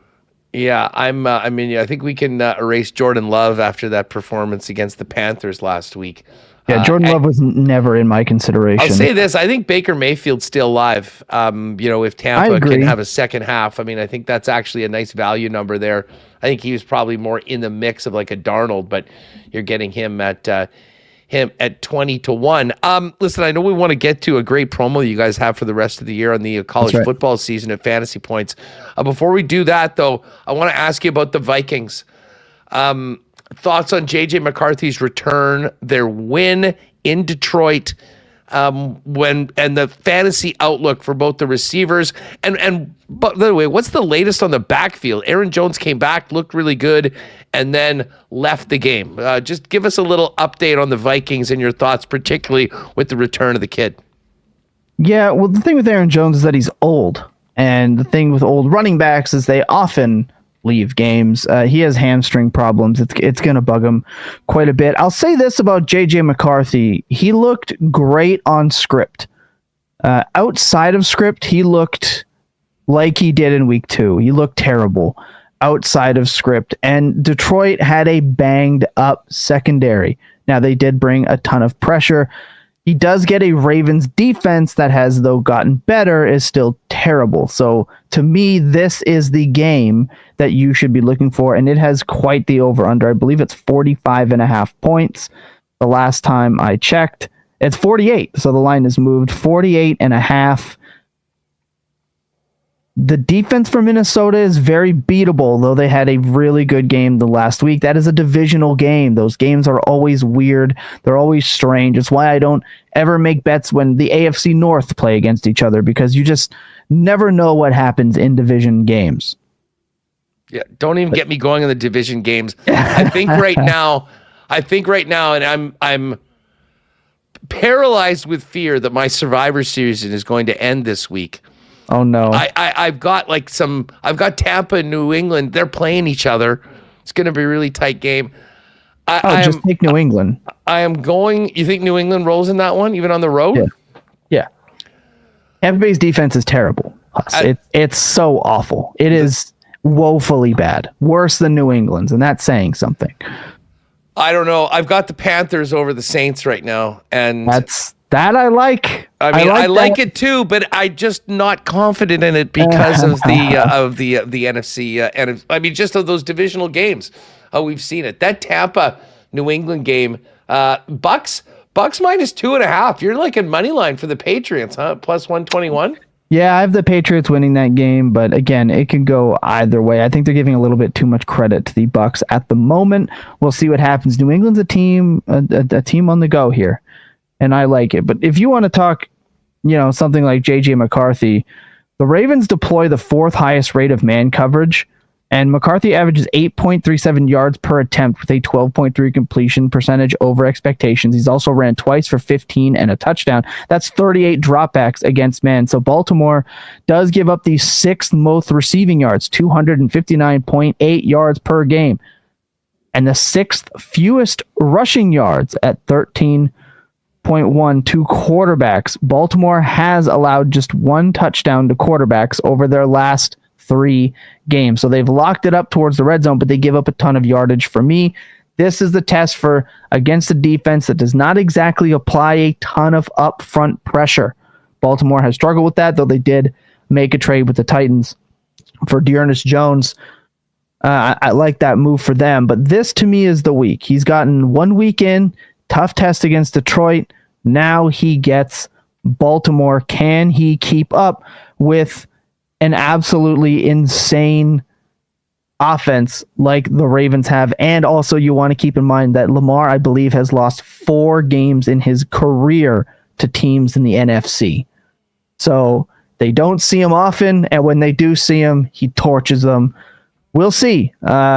Ravens need this game bad, so McCarthy is going to have to step up. He needs Justin Jefferson, who I am taking all of his overs on, given the man coverage matchup. He needs to not turn the ball over. He needs to keep the chain moving, and the Ravens' run defense has improved a little bit. So that's where I'm at with JJ McCarthy. This is the big week for him. I'm not starting him in fantasy unless I absolutely have to. Shouldn't need to start him in single quarterback leagues, but for super flex leagues, if you really need it with the bye weeks, I can see you getting to that level of desperation. Hey, Thomas, before we go, I know we've been killing it on the NFL this week thanks to the Fantasy Points subscription, but feel people in $5 to try and dominate the rest of the year in college football. Lay it out for us. Yeah, that's right. You see, college football season is one that Canadians don't really get as much access to. However, that's no reason to not rake an insane amount of money here towards the end of the year. Our college football projections and betting is, without a doubt, and it is factual, the best in the business. Right now, you can get a subscription that generally costs you $150 US. You can get that for $5 right now. There's no special promo code, no nothing. You just go in and get that subscription. It is there for the week. You can get it in for the rest of the season. Why is it so cheap? Well, it's because once you give us a shot, you just aren't going to regret it. I say it all the time. All I do is I show up here every single week and bring you the best data in football, and college football is no different. We have dedicated analysts, prop bets, prize picks. We have programs that we run to give you the best optimized DFS lineups, everything that you could possibly need. College football and DFS props are generally much softer than the NFL, weaker competition. Our lead analyst, Mike Bainbridge, has proved it. He's 40-19, and that's a 68% rate this season. So imagine if you were to put, a safe amount of units, 1 to 2 units on every bet just off Mike Bainbridge alone, you would be raking at a 68% profit. That's just this year. He has done this 4 years. You'll also have access to our industry-leading DFS and college fantasy football projections, all of our live streams. You can talk directly to our college football analysts in our Discord. $5. This offer ends in a few days. You're not going to want to miss it. Even if you do not watch college football as a diehard fan, there's no reason why you can't get in on the profit. And if this is your introduction to Fantasy Points and the Discord, let me tell you, you are never going to want to leave. Fantasy Points is where it's at for your fantasy football, for the NFL, and for everything that you need for college fantasy football as well. Yeah, folks, check out the site. I was enjoying you and 3 of the other guys chopping it up earlier this week over on the YouTube channel. That was fun. And that's my regular show. That's Dynasty Points. You can catch us live on that 9:30 Eastern time every single week. That group is when I tell you, Huss, when I told you before, I tone it down. When I'm here live on your program, there is no such thing over there. It is a wild group. I love it. I love it. Pal, have a great weekend. Good luck with everything, and we'll look forward to catching up next week as we get into this big playoff push now post-trade deadline in the NFL. Have a good one. And you guys can't wait to talk more futures with everybody else. Take care. You got it. There's Thomas Tipple. Hit him up on X and the other social platforms at El Nostra Thomas. Great at getting back to people with their fantasy questions. Again, fantasypoints.com is where you can find all of his work at. Let's get to the cool bet lines. I know Connor was in with us. Anyone else jump on that last minute combo that we put together last night? Utah, Avalanche, and the Ducks. That was a beauty, and we cashed it. So we'll see if we can get another one in tonight. We got Utah at Toronto. Utah playing last night. Although, Remo, I guess we shouldn't be too freaked out about Utah playing in back-to-back nights. We saw Utah playing on back-to-back nights here in Winnipeg a couple Sundays ago and finding a way to win. Utah is plus 130. The Leafs minus 154. St. Louis coming off that comeback win over Edmonton a couple nights ago is in Washington to take on the Caps. Caps minus 147. Blues plus 125. The Blue Jackets are a slight dog. I don't know how many times the rest of the year you think the Calgary Flames will be favored in a game. Yeah, 7-8. That's two not great teams. In Calgary, they were so close to the playoffs last year that you thought they had their goaltending figured out with Dustin Wolf, but not going well. So yeah, not many times. What if I told you that before the Blue Jackets lost to the Islanders in their last game, that they'd won 6 of 7, including wins over the Lightning, Stars, Penguins, Maple Leafs, Sabres, and Blues? Blue Jackets beat all those teams? All of those teams. Stars? They Lightning? 5-1 in Dallas. Crazy. People just don't pay enough attention to the Blue Jackets. No. They're one of those teams that until they're there. Anyways, I think I'm going to ride with Columbus tonight. I've fading Calgary's been good for the cool bet account this year. Sharks in Seattle take on the Kraken, -167. I think that's just take the over in this one. +105 on over 6.5. I think I'm going to be nibbling on that. And then we've got Chicago in Vancouver. I don't trust either of those teams. That's probably a stay away. But I do like Columbus, do like the over in the Sharks-Kraken game. Can Utah go back-to-back and beat Toronto? Toronto's been very up and down so far this year and frankly played a terrible 40 minutes before that miraculous comeback earlier this week against Pittsburgh. Yeah, I think a lot of questions about Toronto's ability to defend. Utah, what they played, they won in overtime yesterday against Buffalo. Not huge travel. I expected a lot of goals last night in Buffalo. Maybe you get that tonight against Toronto. Interesting. All right, we'll throw that up. NFL, all the futures are out. We were just talking about some of that with Thomas Tipple. I would suggest that if you like getting in on futures, review before they go off the board on Thursday night. Raiders, Broncos tomorrow in Denver. Denver an 8.5-point favorite against the Raiders. A couple of the big games this week. We mentioned that Baltimore-Minnesota game.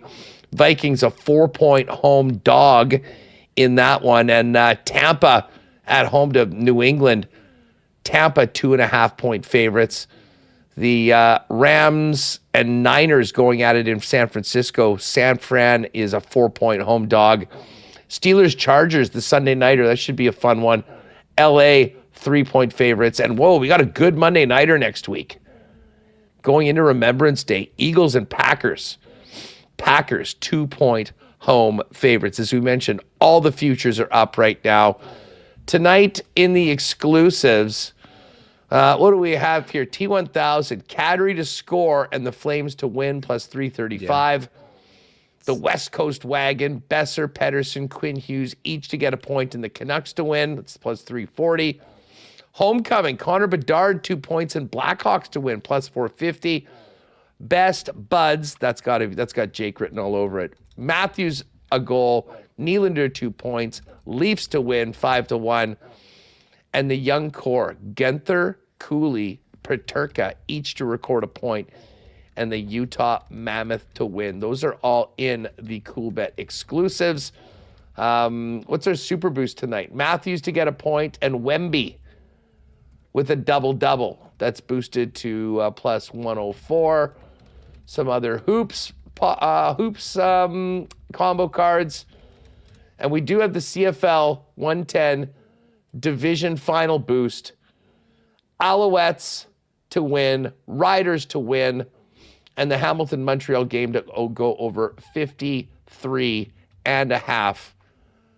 The latest lines in those games, Montreal 3-point favorites in Hamilton, and the Riders 3.5-point favorites at home to BC. Riders at +210, your favorite for the Grey Cup right now. Montreal basically there, +215. Hamilton +325. BC +375 to win it all here in Winnipeg. That is going to do it for us. Fun show today, Reem. And we got a couple days. We'll have the Jets back on the ice tomorrow, probably while we are on the program. So we'll have some live updates to the Clean Line lines, hopefully get an update from Scott Arneal, and then get ready for the exciting young San Jose Sharks on Friday night. And again, the Sharks playing tonight against the Seattle Kraken in Seattle. Fun show. Appreciate you all joining us. Thanks again to all the sponsors that make WST happen each and every day.